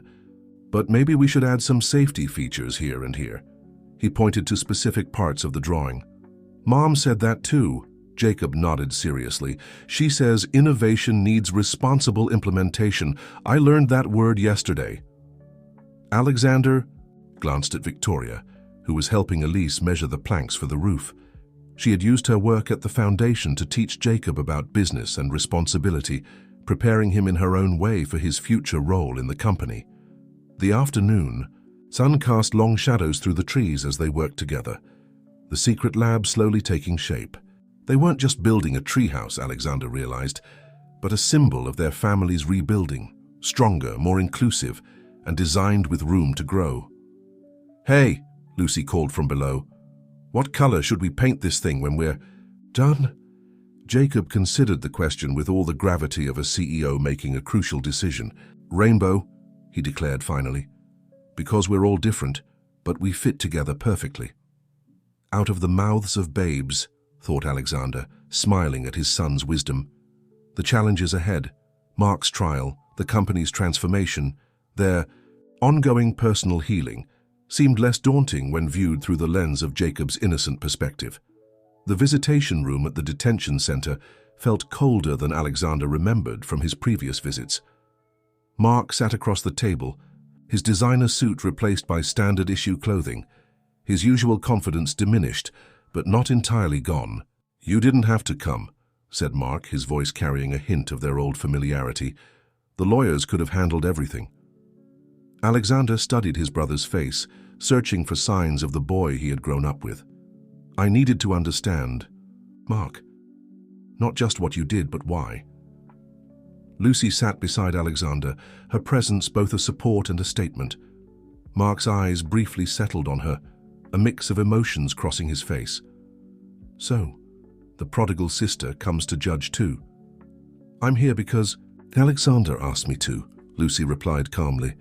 And because despite everything, we're family, Mark laughed bitterly. Family? Is that what we're calling it? The righteous older brother, his clever, long-lost sister, and the man who tried to take everything from him? You didn't just try to take things from me, Alexander corrected calmly. You tried to erase me. The question is why? What happened to make you hate me so much? A long silence followed, broken only by the distant sounds of the facility. Finally, Mark spoke, his voice somehow different, younger, more vulnerable. Do you remember when Dad took us fishing at the lake house? I was 12, you were 15. A storm was coming, but Dad insisted we stay out on the water. Alexander nodded, the memory slowly surfacing. The boat almost capsized.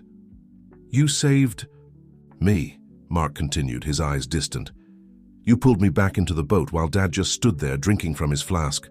When we got back to shore, he looked at you and said, "That's my heir, always in control." Lucy leaned slightly forward. The therapy records Thomas found it mentioned that day. Mark's jaw tightened. Dad's perfect son, the one who could do no wrong. Even when you were in a coma, the board kept comparing me to you. Alexander would have handled this differently. Alexander would never have made that decision. So you orchestrated the accident, Alexander said quietly, to prove you could do better. I didn't mean to. Mark paused, composing himself. The truck driver was supposed to scare you, force you to step down, but when you ended up in a coma instead, I saw an opportunity to prove to everyone that I could be better than you by stealing his life. Lucy's voice was more sad than angry. His company, his wife, his son? Mark turned to her, his face hardening. And what about you, the secret daughter, showing up at the perfect moment to help expose everything? How convenient. I saved him because it was the right thing to do, Lucy replied firmly. I stayed because he needed someone on his side. Finding out we were siblings, that came later. Alexander watched the exchange, the pieces of the puzzle finally falling into place. The childhood trauma defense your lawyers are preparing, it's not just about that day at the lake, is it? Mark's silence was answer enough. Alexander remembered other moments now, their father's criticisms, the constant comparisons, the subtle ways Mark had been made to feel inferior to his older brother. I can't change the past, Alexander said cautiously, and I can't justify what you did, but I can try to understand it. And maybe that's a start. A start? Mark laughed without humor. I'm facing years in prison, Alexander. The company is finished, my reputation is ruined. What exactly are we starting? Lucy rummaged through her bag, pulling out a folder. These are the terms of the plea deal Thomas helped negotiate, but there's an addition we'd like you to consider. Mark took the folder warily. As he read, his expression shifted from skepticism to confusion. Rehabilitation, therapy, future role as a consultant on ethical business practices. What is this? A second chance, Alexander explained. Not to run the company or reclaim what you took, but to create something meaningful from this disaster. To help prevent others from making the same choices. Why? Mark asked. After everything I've done, why offer this? Because that's what family does, Lucy replied simply. We help each other heal, even from the wounds we inflict on ourselves. Alexander watched his brother struggle with the offer, seeing for the first time the scared 12-year-old boy still trapped inside the man who had tried to destroy him. Think about it, he said, standing to leave. The deadline for the deal is next week. Whatever you decide, know that it's no longer about winning or losing. It's about breaking the cycle. As they walked out of the detention center, Lucy slipped her arm under Alexander's. Do you think he'll accept? Alexander looked up at the sky, remembering that distant day by the lake. I don't know. But for the first time, I think he might be ready to try. Victoria found Alexander in his study late that evening. staring at old family photographs scattered across his desk. Jacob had gone to bed hours earlier, his excitement for the next day's treehouse painting party finally giving way to sleep. "Lucy told me about the meeting with Mark," she said softly, placing 2 cups of tea on the desk. "How are you holding up?" Alexander picked up one photo in particular, 3 smiling faces at a company Christmas party before everything fell apart. "I keep thinking about all the signs I missed. The competition between us, the resentment that built up over the years." "We all missed signs," Victoria admitted, sitting down across from him. "I saw how Mark struggled with your father's expectations, but I never imagined it would come to this." "When did we stop truly seeing each other?" Alexander wondered aloud. "Not just Mark and me, but you and me too." Victoria's hands tightened around her teacup. I think we started taking everything for granted. Success, happiness, our relationship. It all seemed so secure, until suddenly it wasn't." A soft knock interrupted them. Elise stood at the threshold, medical bag in hand. "Sorry to intrude, but you missed your evening checkup." "Come in," Alexander invited, gathering the photos into a neat stack. "I'm sure my blood pressure will be interesting tonight." Elise worked efficiently, but her movements were gentle, understanding. "Lucy said the meeting was intense. Do you have a headache? Dizziness?"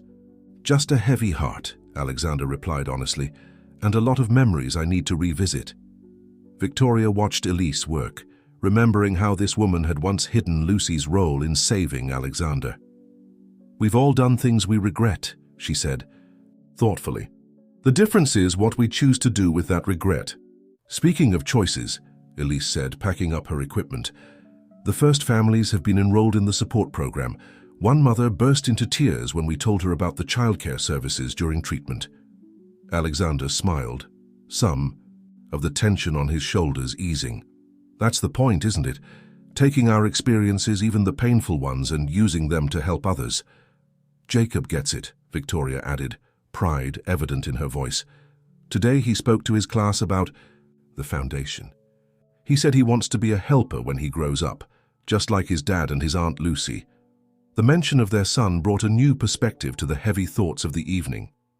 "He has your heart," Alexander said to Victoria, "your capacity for compassion despite everything. And your resilience," she replied gently, "plus Lucy's determination and Elise's caring nature. He's learning from all of us." Elise finished jotting notes in her medical chart. "Well, your vitals are surprisingly good considering the day you've had. Just remember to take breaks when you need them. Healing takes time. Physically, emotionally, all of it." As Elise prepared to leave, Victoria suddenly reached out to stop her. "Thank you," she said sincerely, "not just for the medical care, but for being part of our healing process." The doctor's professional demeanor softened. "That's what family does, right? Even the family we choose along the way." After Elise left, Alexander and Victoria sat in a comfortable silence, sipping their tea. The night felt different somehow, clearer, despite the complex emotions stirred up by the day's events. "Do you think Mark will accept the deal?" Victoria finally asked. Alexander considered the question carefully. "I hope so. Not just for the reduced sentence, but because it means he's ready to face what he's done, to understand it." "And us?" Victoria's voice was barely a whisper. "Are we ready to face everything?" He leaned over the desk, taking her hand. "I think we're facing it day by day. Every time we choose honesty over pretense, every time we put Jacob first, every time we acknowledge the pain without letting it dictate our future." Victoria squeezed his hand, tears welling up in her eyes. "I never stopped loving you, you know, even when I convinced myself I had." "I know," Alexander replied softly. "Love wasn't our problem. It was fear. Fear of vulnerability, of loss, of not being enough. But maybe that's what makes this second chance so precious. Now we know what we're fighting for." Outside, the city lights sparkled like stars, a reminder of the world beyond their private moments of reconciliation. Somewhere out there, Mark sat in his cell, perhaps contemplating his path to redemption. Lucy was probably still at the office, working late on the Foundation's new initiatives. Elise was reviewing patient files, ensuring every family in their program received the support they needed. They were all connected now, bound by both good and bad choices, united in their determination to build something meaningful from the ashes of the past. The news came early on a Tuesday morning. Mark Romanoff had accepted the plea deal. Alexander watched the headlines scroll across his office TV as Lucy paced nervously behind him. Catherine Chen's article just went live, she announced, holding up her tablet. She covered everything: the childhood trauma, the rehabilitation program, our family's commitment to corporate reform. It's surprisingly compassionate. Alexander skimmed the article, noting how skillfully Catherine had woven the personal and professional aspects of their story. She managed to show the human side without justifying his actions. It's exactly what we wanted. The door opened, and Elise rushed in, still in her hospital coat. "Sorry I'm late. We just enrolled 3 new families into the support program. You wouldn't believe the impact it's already having."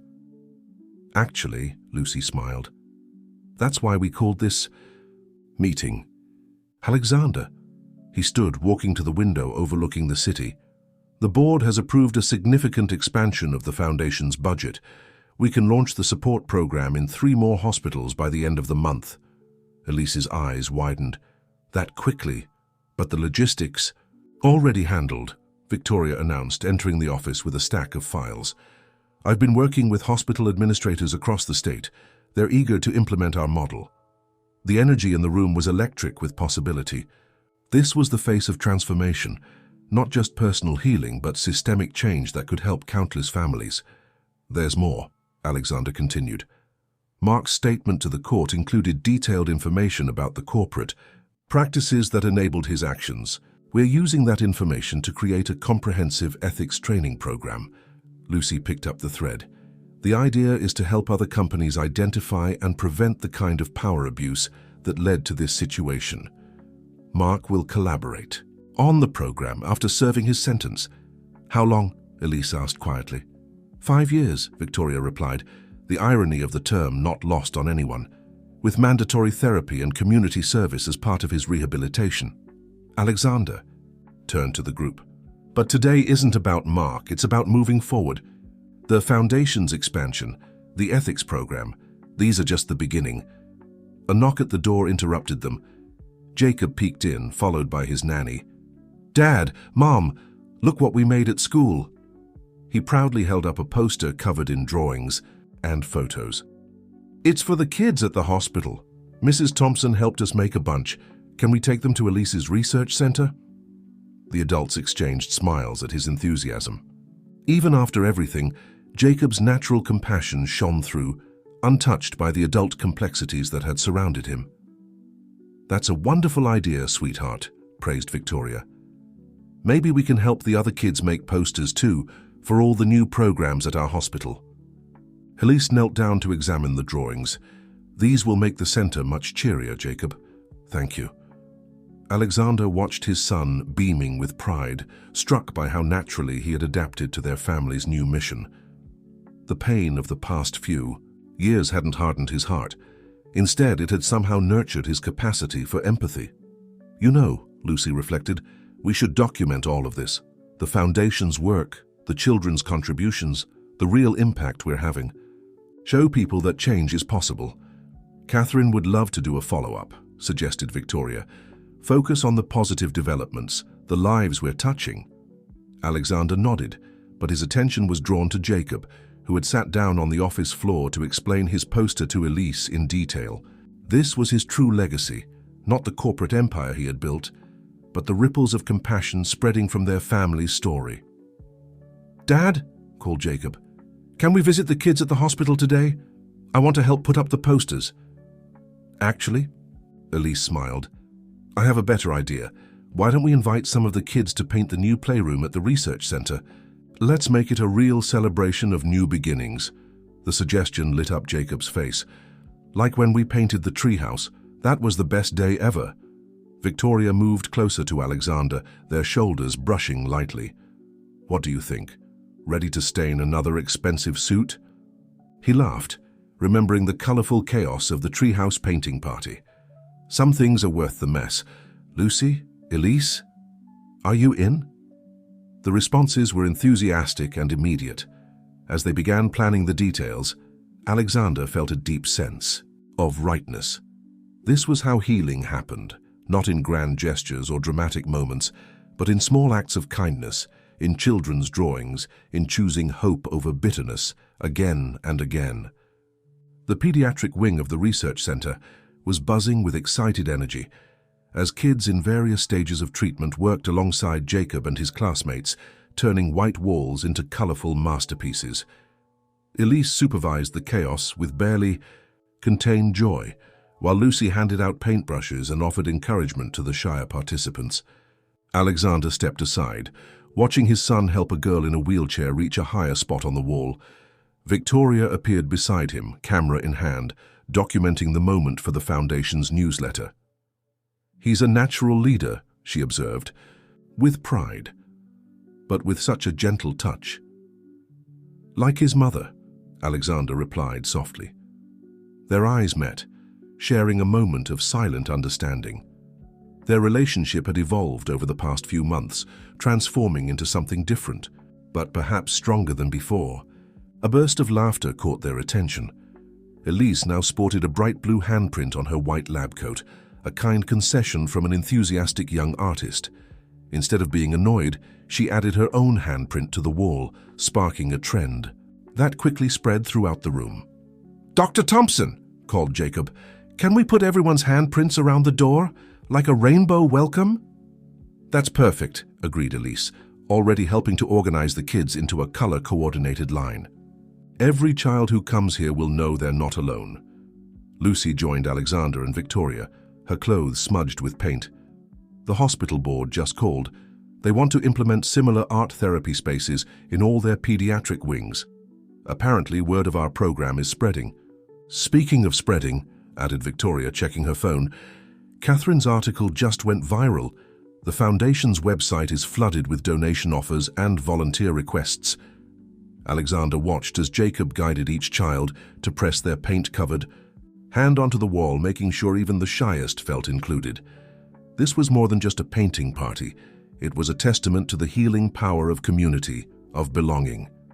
"Dad, Mom, Aunt Lucy. Elise, we need your handprints too," insisted Jacob, calling out loudly. "Everyone who helped make this project happen needs to be a part of it." As they added their contributions to the rainbow of handprints, Alexander felt the weight of the past few months, the confrontations, the revelations, the difficult decisions begin to fade. They had chosen to transform their pain into purpose, and the results were literally written on the walls. "Mr. Romanoff," a small voice caught his attention. The little girl in the wheelchair looked at him with earnest eyes. "My mom says it's because of you that we can stay together during my treatments. Before, she had to keep leaving me to go to work." Alexander knelt beside her wheelchair. "Actually, it was your mom's idea, and all the other parents who helped us understand what families really need. We just listened." "Still," she insisted, "thank you." She raised her paint-covered hand. "Do you want to make a handprint together?" "I chose purple. It's the color of courage." "Purple it is," he agreed, letting her guide his hand to an empty spot on the wall. Their handprints overlapped slightly, creating a new shade that seemed to glow in the afternoon light. Elise appeared. With fresh trays of paint, her professional demeanor softened by genuine satisfaction. "The children's vital signs improved significantly during these activities," she reported. "And the parents, I've never seen so many genuine smiles in a hospital setting." "It's not just the art," Lucy observed, helping a little boy wipe paint off his hands. "It's knowing they're not facing all of this alone, that someone sees them, understands their struggles." Victoria snapped another photo of Jacob surrounded by his new friends, all covered in paint and beaming with pride at their creation. "This is the true meaning of healing," she said softly. "Not just for our family, but for everyone touched by what we've built together." As the afternoon drew to a close, parents began arriving to pick up their children. Each family paused to admire the rainbow of handprints, many adding their own contributions, until the entrance to the pediatric wing became a vibrant testament to community and hope. Jacob studied their work with the serious expression he reserved for his most important projects. "It's perfect," he declared. "Now everyone will know this is a place where people help each other." Alexander pulled his son close, not minding the paint transferring to his suit. "You know something, buddy? I think you just described the best kind of legacy we could leave." The setting sun filtered through the windows, making the fresh paint shine like precious gems. Each handprint told a story of courage, of connection, of choosing love over fear. Together they formed a promise. No one who walked through those doors would walk their path alone. The bar's awning looked exactly the same, though the street around it had changed in the 5 years since that rainy night. Lucy stopped beneath it, her designer coat a stark contrast to the worn jacket she'd worn when she saved Alexander's life on that very spot. "Strange to be back here," Alexander said, joining her under the awning, "though I suppose we should be grateful to this place." Lucy smiled, remembering her desperate thoughts that night, how close she'd come to stealing his wallet instead of saving his life. Life has a funny way of working out sometimes. They were meeting Victoria and Elise for lunch to celebrate the 6th month since the Foundation's expansion. The bar had been Lucy's choice, a symbolic return to where their story had begun.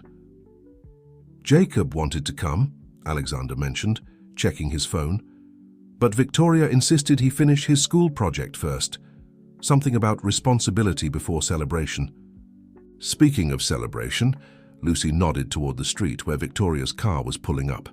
Elise stepped out of the passenger side, carrying what looked like medical files even on her day off. "Sorry we're late," Victoria called as she approached. "Elise was showing me the latest research data. The results are incredible." They settled at a corner table, the same one Lucy had watched from when she was homeless. The waitress recognized her, not as the former homeless woman, but as the Director of Social Impact for the Romanov Foundation. "The art therapy program for children has been particularly successful," Elise reported, unable to contain her enthusiasm even during lunch. "We're seeing significant improvements in recovery rates when families can stay together during treatment." "That's not all," Victoria added, pulling out her tablet. "The ethics training program Mark helped design, 3 major companies have already signed on for a pilot implementation." Alexander absorbed the news thoughtfully. "Have you told him?" "I visited him yesterday," Lucy confirmed. "He's different, more open, more reflective. Therapy seems to be helping." Their food arrived, momentarily interrupting the conversation. Lucy marveled at how natural it felt now, sitting in a luxury cafe with her new family, discussing their shared mission to help others. "Do you ever think about that night?" Victoria suddenly asked, looking between Lucy and Alexander. "How different things would have been if I had made a different choice," Lucy finished. "Every day, but I'm starting to believe it wasn't just chance. Maybe some things are meant to happen, not in a passive way, but in the way they challenge us to become better versions of ourselves." Elise nodded, understanding in her eyes. "Like how hiding your role in Alexander's rescue forced me to confront my ethical limits. Sometimes our mistakes show us who we really want to be." "Jacob said something similar yesterday," Alexander shared, smiling at the memory. "He was talking about his school project. They're studying the metamorphosis of butterflies. He said, sometimes you have to go through difficult changes to become something beautiful." Victoria's eyes sparkled. "When did our 6-year-old become so wise?" "He has good teachers," Lucy said warmly. "All of us. Showing him that it's not our challenges that define us, but how we choose to grow from them." Through the cafe window, they could see the spot where the accident had happened. The street was bustling with lunchtime traffic, people rushing by unaware of the significance this corner held for those watching. "The 1st anniversary of the foundation is approaching," Elise mentioned. "The hospital board wants to do something special, especially given the success of our programs." "Actually," Alexander set down his fork, "I've been thinking about that. What if we turned it into a community celebration? Not just for our successes, but for all the families we've helped, all the lives touched by our work." Victoria's eyes lit up. "We could host it at the research center. The kids could showcase their artwork. And we could announce the scholarship program," Lucy added enthusiastically, "for young people wanting to pursue careers in healthcare and social services. Plus," Elise smiled, "I know some former patients who would love to share their stories." to show others that hope is possible, even in the darkest times. As they brainstormed ideas, their initial lunch turned into an impromptu planning session. The waitress refilled their coffee cups, seeming to sense that something important was taking shape at their table. "You know what this reminds me of," Alexander finally said, looking at the women who had become such important parts of his life. "That first board meeting after I woke up, when we decided to turn the company into something more meaningful. But now we're not just planning," Victoria pointed out. "We're building on real success, on lives truly changed." Lucy gently touched the cafe window. "From this corner to a statewide program helping hundreds of families. Sometimes I still can't believe it." "Believe it," Elise reassured her. "I see the proof every day in the faces of my patients. In the relief of parents who can focus on their children's healing instead of financial stress, in the hope that replaces fear." Alexander took Victoria's hand, then Lucy's. "To think it all started with a choice, a moment of courage that changed everything." "Not just my choice," Lucy corrected. "All of our choices, to face the truth, to fight for what's right, to believe in second chances." Outside, the sun broke through New York's typical haze, illuminating the corner where their story had begun. It was no longer a place of tragedy and desperate choices, but a reminder that sometimes life's hardest moments can lead to the most beautiful transformations. The research center's auditorium buzzed with excitement as families gathered for the Foundation's first anniversary celebration. The children's artwork covered every available space on the walls, creating a vibrant backdrop for the evening's events. Jacob, dressed in his best suit, proudly guided guests on tours of the facility, pointing out his favorite pieces and introducing the young artists. "He's definitely your son," Lucy joked with Alexander as they watched Jacob charm another group of donors. "All that natural charisma, but with Victoria's heart." Alexander adjusted his tie, still a little nervous about the speech he'd be giving later. "Speaking of leadership, I heard the board approved your proposal for the youth mentorship program. Thanks to Elise's data on the impact of positive role models during healing," Lucy acknowledged. "The pilot program starts next month." Victoria appeared beside them, elegant in a dark blue dress. "The first group of scholarship recipients has arrived. Elise is showing them the new pediatric wing." The scholarship program had been Lucy's idea, identifying promising students from disadvantaged backgrounds who wanted to pursue careers in healthcare or social services. It was their way of creating lasting change, building a network of compassionate professionals who understood firsthand the challenges families faced. "Mr. Romanoff," a small voice interrupted them. The girl in the wheelchair from the day of the painting, now strong enough to walk with crutches, approached with her mother. "I made something for you." She handed Alexander a carefully wrapped package. Inside was a framed photograph of the rainbow of handprints with a special edition, a poem she had written about courage and community. "It's beautiful," he said sincerely, moved by the gesture. "Would you mind if we displayed it in the main entrance?" The girl's face lit up with pride. Her mother squeezed her shoulder, tears in her eyes. "We wouldn't be here without the help of your foundation," she said softly. "Not just the medical support, but everything. The housing assistance, the counseling, the community you've built here." Before Alexander could respond, Elise's voice echoed through the speakers, calling everyone to their seats. The formal program was about to begin. As Alexander made his way to the stage, he scanned the crowd. There was Thomas Chen with his wife, Catherine, whose articles had helped shape the public narrative about their family's transformation. Members of the hospital board sat alongside parents and children who had benefited from their programs. Even some of Mark's former business colleagues were present, drawn by the ethics training initiative that had yielded unexpected results. Jacob sat in the front row between Victoria and Lucy, practically bouncing with excitement. Elise stood near the stage, her professional demeanor softened by evident pride in what they had accomplished together. "1 year ago," Alexander began, his voice steady despite the emotions, "we launched this foundation with a simple goal, to help families stay together during medical crises. But what we've created has become so much more." He gestured to the artwork surrounding them.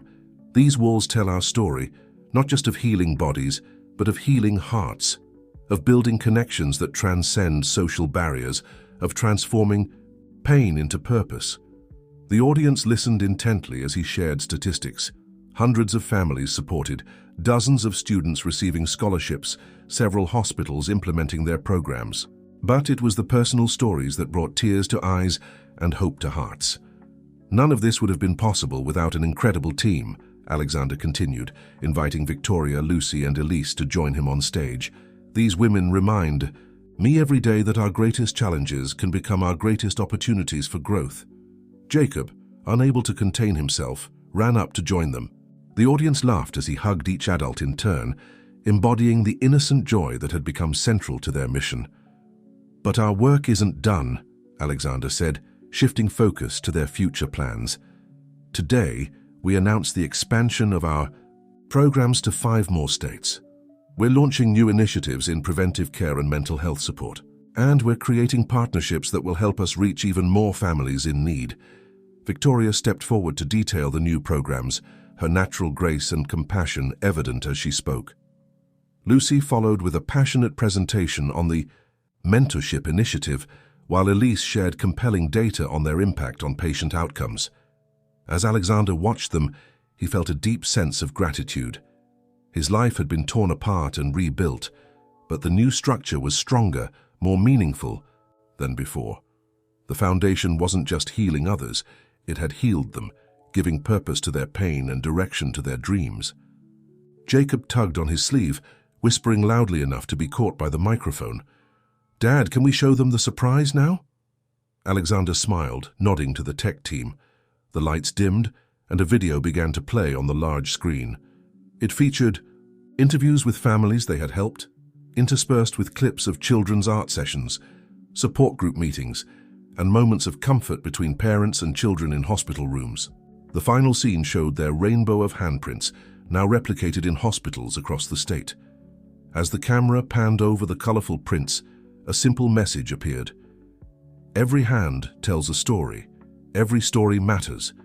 Together, we heal. The visitors' room at the rehabilitation center looked nothing like the detention facility where they had last seen Mark. Sunlight streamed through large windows, and the walls displayed artwork created by residents as part of their therapy program. Alexander and Lucy sat waiting, both lost in thought about how much had changed in the past 18 months. Mark entered, looking more at peace than they had seen him in years. The rigid businessman was gone, replaced by something more authentic, if still slightly uncertain. "The ethics program you designed is making waves," Alexander began, breaking the ice. 3 more companies have signed up for implementation. "It's easier to spot the warning signs when you've lived through them," Mark replied quietly. "The pressure to succeed at all costs, the rationalization of questionable choices." Lucy leaned forward. "Your insights have helped create real change. The corporate culture workshops in particular have resonated with many executives." Mark studied his sister's face, still getting used to their renewed relationship. "How's Jacob?" he asked finally, the question loaded with meaning beyond its simplicity. "He's growing fast," Alexander replied. "Sometimes he asks about you. He wants to know if you're learning to be a better person, like the heroes in his stories, who make mistakes but find redemption." A small smile touched Mark's lips. "Out of the mouths of babes," he murmured. "The therapist here says something similar, that redemption isn't about erasing mistakes, but about learning from them." "The anniversary celebration of the foundation was last week," shared Lucy. "We announced the expansion into 5 more states. Your ethics program will be part of that growth." Mark absorbed the information with a thoughtful expression. "I once thought that power meant controlling everything and everyone. Now I'm learning that true strength comes from helping others find their power." "Speaking of helping others," Alexander pulled out a folder. "We have a proposal for you. Once you complete your rehabilitation program." They spent the next hour discussing possibilities for Mark's future role in their work. Not as an executive or decision-maker, but as someone whose experience could help prevent others from making similar choices. "It won't be easy," warned Lucy. "Some people will never forgive what happened." "I know," acknowledged Mark, I'm not seeking forgiveness, just the opportunity to do something meaningful with the lessons I've learned. As they prepared to leave, Mark stopped them. Wait, there's something I've been working on in therapy. He took a journal from his bag. Letters. To everyone I've hurt. I'm not ready to share them yet, but I want you to know that I'm trying to understand the full impact of my actions. Alexander and Lucy exchanged glances, recognizing the significance of this gesture. It wasn't about forgiveness or redemption. It was an acknowledgement, facing the truth without hesitation. Victoria and Elise are planning a new initiative, said Alexander. Support groups for families dealing with betrayal and reconciliation. Your perspective could help others understand both sides of that journey. Mark nodded slowly. I'd like that, when I'm ready. Outside the center, Lucy linked arms with Alexander as they walked to the car. Do you think he's really changed? I think he's changing, replied Alexander cautiously, and maybe that's the most important part, recognizing that growth is a process, not a destination.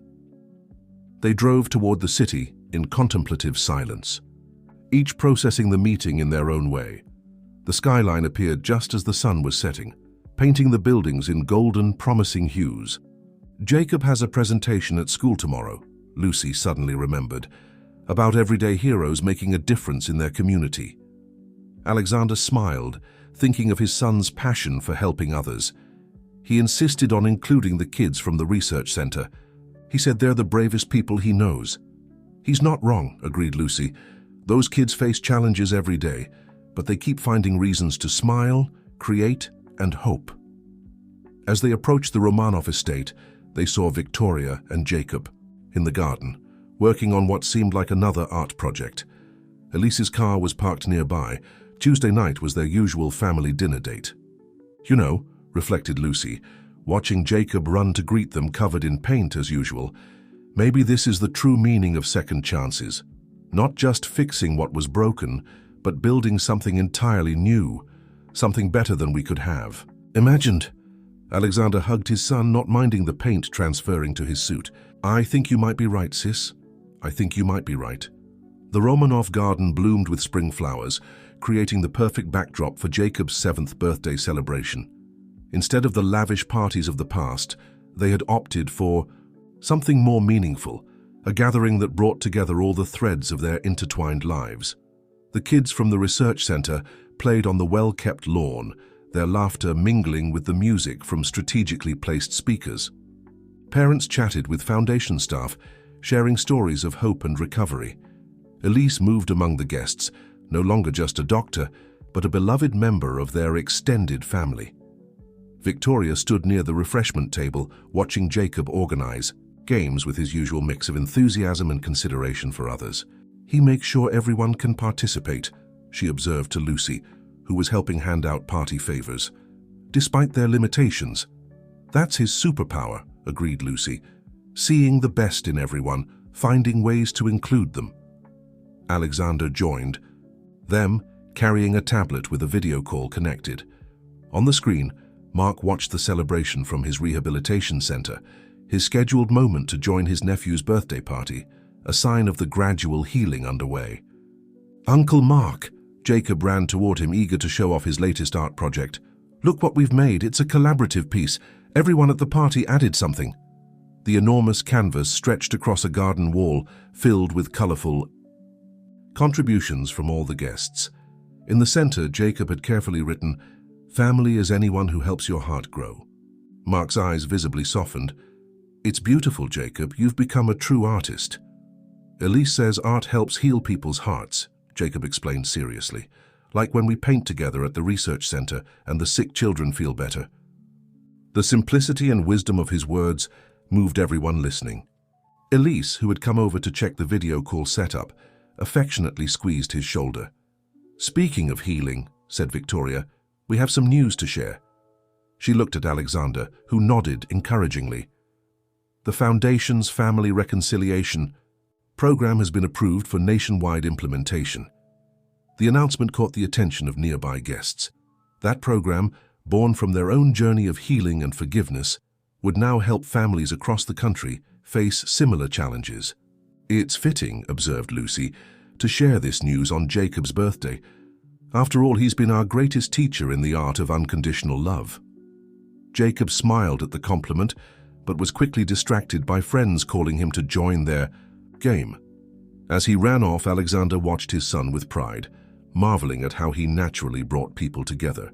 "It's hard to believe it's been 2 years," commented Elise, referring to Alexander's awakening from the coma.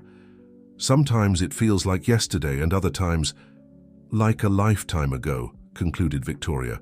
"So much has changed." Through the tablet screen, Mark cleared his throat. "Jacob," he called, drawing the boy's attention one last time before the scheduled call ended. "Happy birthday, nephew. You make all of us want to be better people." After the call ended, the party continued in full swing. Children painted their faces, played and shared stories. Parents who once felt isolated in their struggles now found community and understanding. The foundation staff, many with their own stories of transformation, celebrated alongside them. As the afternoon light began to fade, Alexander gathered everyone for a group photo. The diverse crowd naturally came together, with Jacob at the center, surrounded by his unique and beautiful extended family. "Wait!" shouted Jacob just before the photo was taken. He ran to get his birthday artwork. "We should include this too. It tells our whole story." Lucy helped him hold the canvas while Victoria adjusted the camera settings. Elise made sure all the children were visible, her natural care instinct extending beyond medical matters. "Everyone ready?" asked Alexander, setting the timer. He hurried to join the group, standing between Victoria and Lucy, with Jacob right in front of them. The camera flash captured a moment that represented everything they had built together. Not just a foundation or a support system, but a new way of defining family. A family based not on blood or obligation, but on choice, understanding, and the courage to believe in second chances. Later, as the party wound down and guests began to leave, each family took home a small framed photo of their handprint from the research center's rainbow wall. A reminder that they were part of something bigger than themselves, something that had grown from pain to purpose, from tragedy to triumph. Jacob sat on the garden steps, tired but happy, surrounded by his parents, Aunt Lucy and Elise. The sunset painted the sky with colors that rivaled his artwork, a fitting end to a day of celebration. "You know what, Dad?" he said thoughtfully, leaning against Alexander. "I think my wish came true." "Which wish, little one?" Jacob pointed to the people around him, the evidence of joy and healing that filled their home. "To have a family that helps other families, to make the world a little better." Victoria wrapped her arm around her son, locking eyes with Alexander over his head. In that gaze was everything they had lost and found, everything they had built from the ashes of their old life. "It's the best kind of wish," said Lucy softly, "the kind that keeps on giving." Elise nodded in agreement, adding, "And the best kind of healing, the kind that spreads hope to others." The autumn breeze rustled through the trees surrounding the newly completed Romanov Foundation Healing Center. Alexander stood on the rooftop garden, observing the vast campus that had grown from their collective vision. The building itself was a testament to transformation, modern yet welcoming, with floor-to-ceiling windows flooding every room with natural light. Lucy stepped out of the elevator, carrying 2 cups of coffee.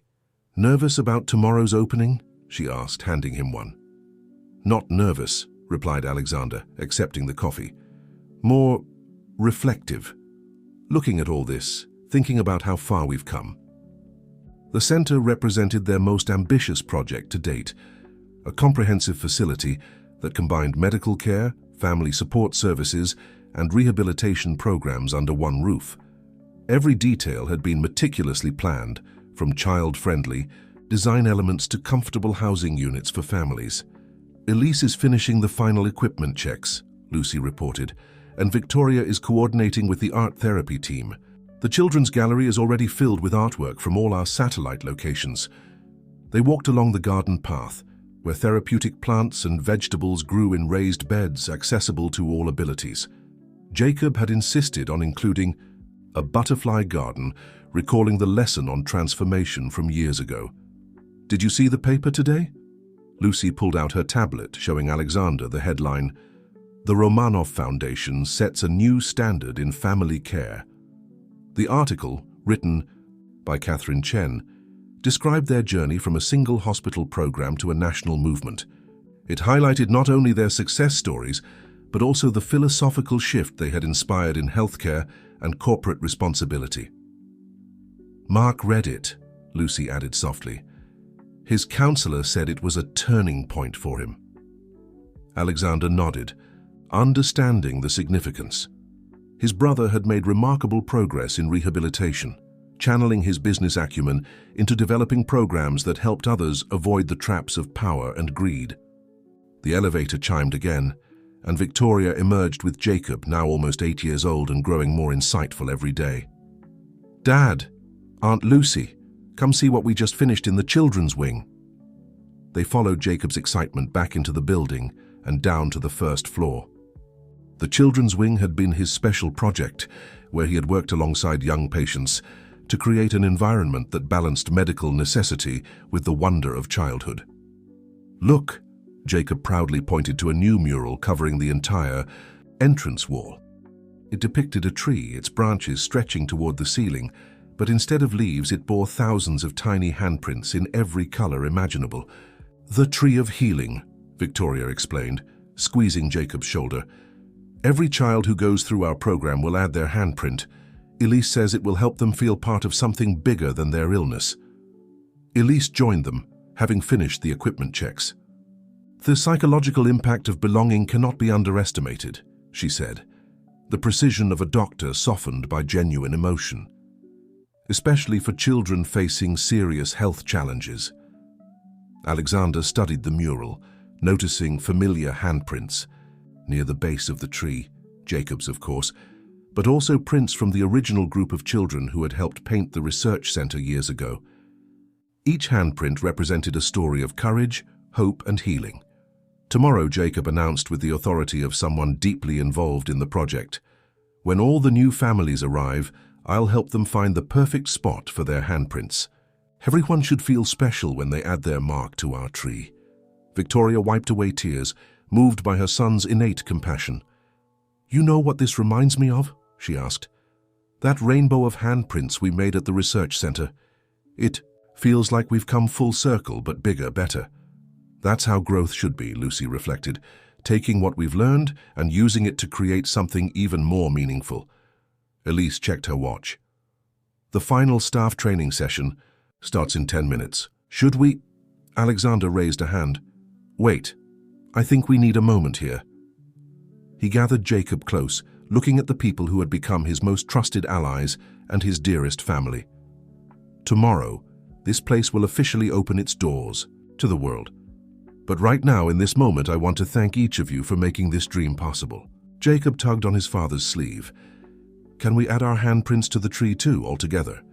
"I think that's perfect," Victoria agreed, already moving to grab the painting supplies they kept nearby for this very purpose.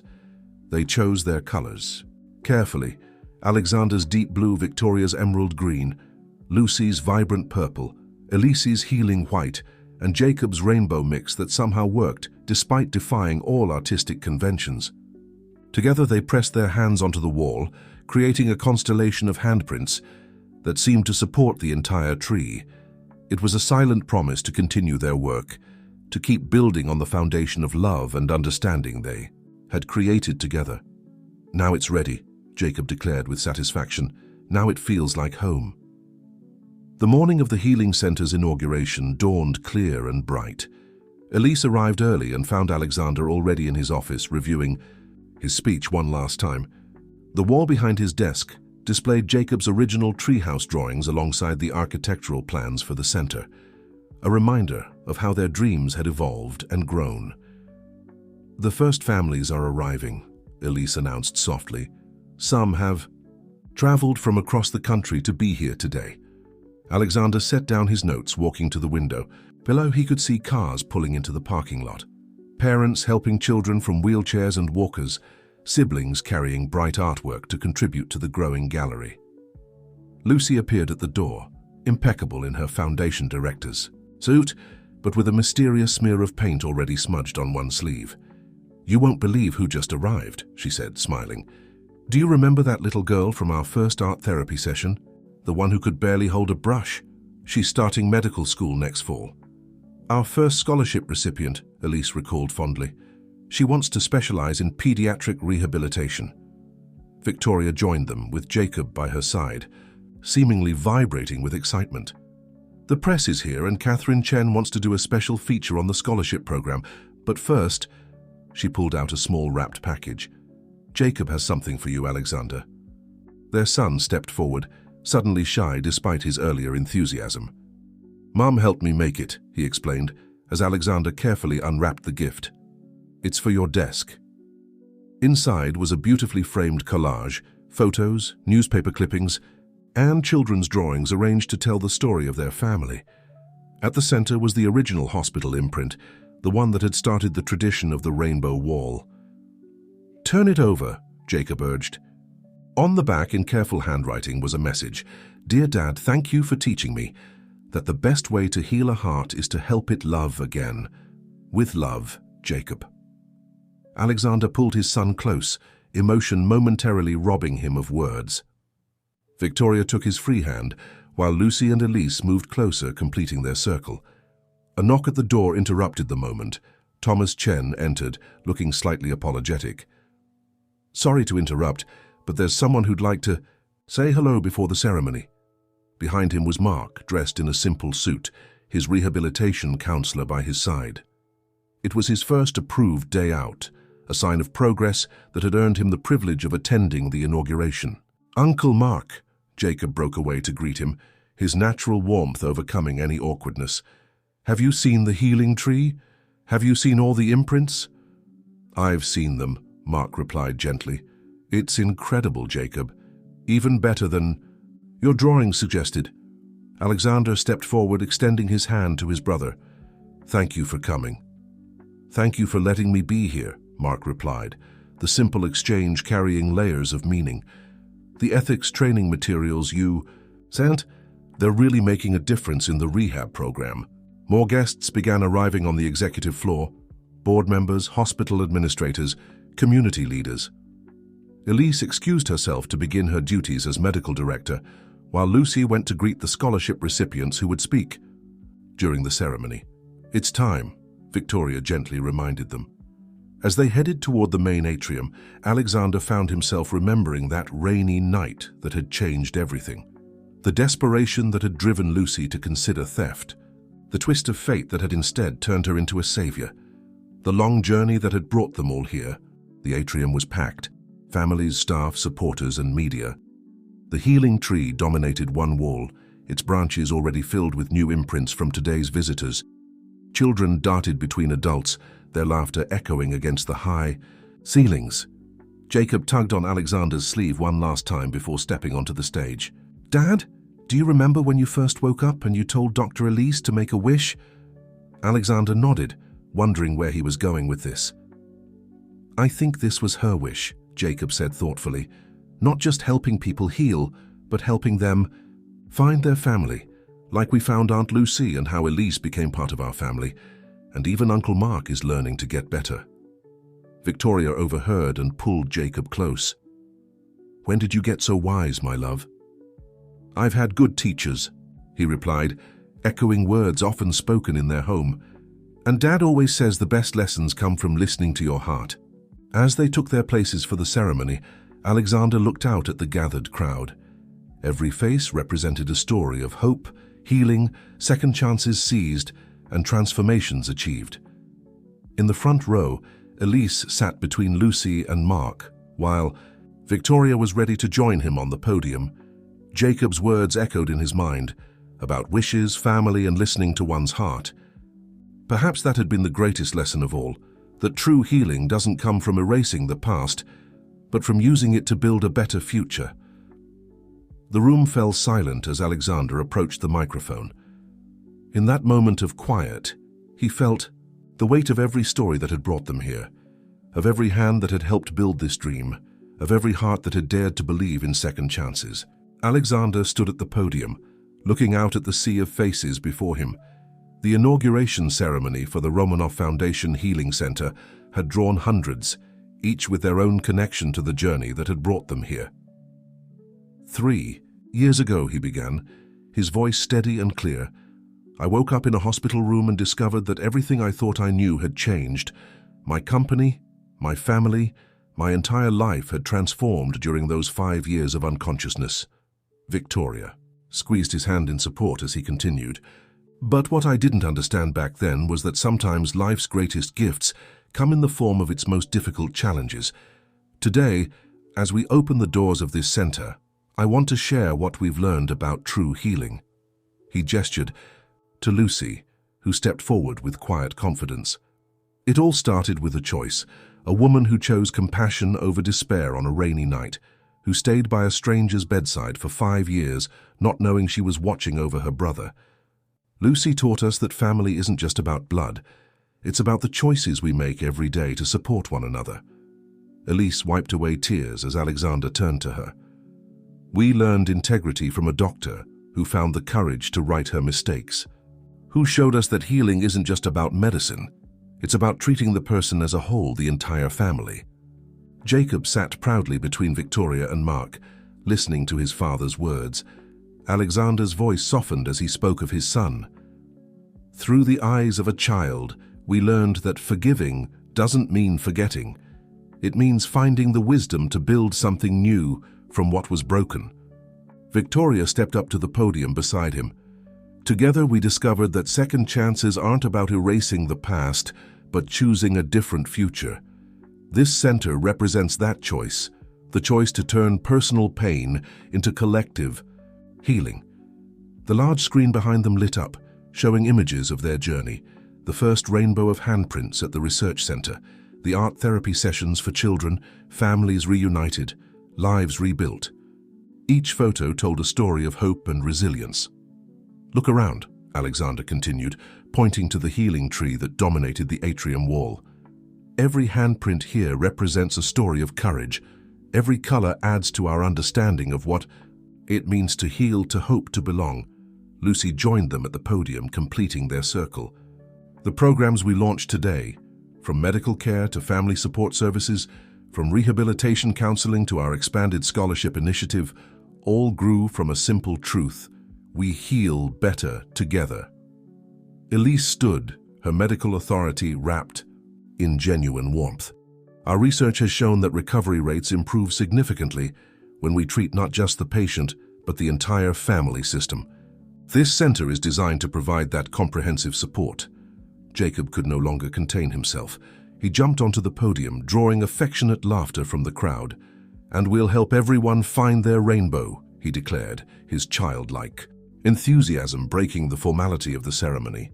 Alexander lifted his son into his arms, remembering the 5 years he had lost, grateful for every moment since. "Jacob is right," he said, smiling.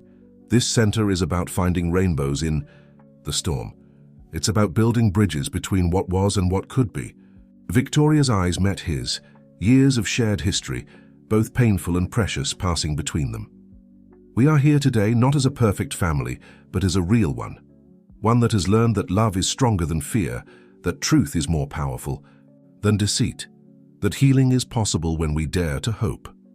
Mark, seated in the front row with his rehabilitation counselor, nodded slightly, acknowledging his role in their story. The ethics training program carried his insights, turning past mistakes into future prevention. "As we cut the ribbon today," Alexander concluded, "we're not just opening a building. We're opening our hearts to a new way of thinking about healing, family, and second chances." Lucy stepped forward with a large pair of scissors, the handles, wrapped in rainbow ribbons, Jacob's touch. "Want to do the honors?" she asked her brother. Alexander looked at his gathered family. Lucy's strength, Victoria's grace, Elise's compassion, Jacob's innocence, even Mark's path to redemption. Each had played a crucial role in bringing them to this moment. "Together," he decided, making room for everyone to grasp the scissors. "As all important things should be done." Jacob bounced excitedly. "On 3. 1, 2. The crowd joined in for the final count, their voices rising in unified hope. 3. The ribbon fell, and the Romanov Foundation Healing Center officially opened its doors, ready to begin its mission of transforming lives, one family at a time. The sun was setting over New York, casting a golden light through the windows of the Healing Center's rooftop garden. The inauguration celebrations had ended, leaving only the family gathered for a moment of quiet reflection. Jacob led them to his favorite corner, a cozy nook where butterflies danced among the flowers he had helped plant. "Look!" he exclaimed, pointing to a chrysalis hanging from a nearby branch. "Elise says it will open soon. New beginnings, right, Dad?" Alexander hugged his son, sharing a knowing smile with Victoria. "Exactly, little one. Just like the story that brought us all together." Lucy sat on a bench, still wearing her foundation director's suit but with her shoes off, embracing the informality of family time. It's hard to believe it all started with a rainy night and a desperate choice. "The best kind of choice," added Elise, joining them with a tray of coffee and Jacob's favorite hot chocolate. "The kind that changes not just one life, but countless others." Victoria leaned against the garden railing, watching. The city lights began to twinkle. "I was thinking about what Jacob said this morning, about wishes and family, how sometimes the things we wish for come true in ways we never expected. How do you discover you have a sister who saved your life?" Alexander teased Lucy, who tossed a flower back at him in response. "Or realize that healing is more than just medicine?" Elise suggested, reflecting on how her role had evolved from doctor to trusted member of the family. Jacob, sipping his hot chocolate thoughtfully, added, "His wisdom. Or learn that love is greater than mistakes. That's what I told Uncle Mark today when he was worried about coming." The adults exchanged glances, moved by Jacob's simple yet profound understanding. Mark's presence at the inauguration, though brief, had been a significant step in their healing journey. "Do you know what I wish for now?" Jacob continued, his young face serious. "That every family who comes here finds their own rainbow like we did." Lucy ruffled his hair. "They will, thanks to you. Your healing tree is already helping people feel connected." "Speaking of connection," Elise chimed in, checking her phone, "the first families will move into the residential units tomorrow. Support groups start next week." Victoria nodded, her professional expertise blending with personal understanding. "The Foundation's new programs are ready. Family counseling, art therapy, educational support. Everything we wish we'd had during our journey." Alexander stepped closer to Victoria at the railing, their shoulders lightly brushing. The city stretched out before them, countless lights representing countless stories yet to be transformed. "Remember what I said when I woke up?" he asked softly. "Make a wish," Elise recalled, smiling at the memory. Who would have thought one request would lead to all this? "Me," Jacob declared confidently. "Well, not back then, because I was really little. But now I know wishes work better when you share them. Like we all share the rainbow tree." Lucy stood up, stretching gracefully. "Speaking of sharing, Catherine Chen's article about today's inauguration just came out. Want to hear it?" They gathered around as Lucy read from her tablet. "The Romanov Foundation Healing Center stands as a testament to the power of second chances. Born from personal tragedy, shaped by forgiveness, and built on the belief that every family deserves support during their darkest moments, this innovative facility represents a new chapter in compassionate care." Beautiful words, Victoria reflected, but the real story is in there. She pointed to the building below, where the healing tree glowed softly in the evening light, its rainbow of handprints a vibrant symbol of hope.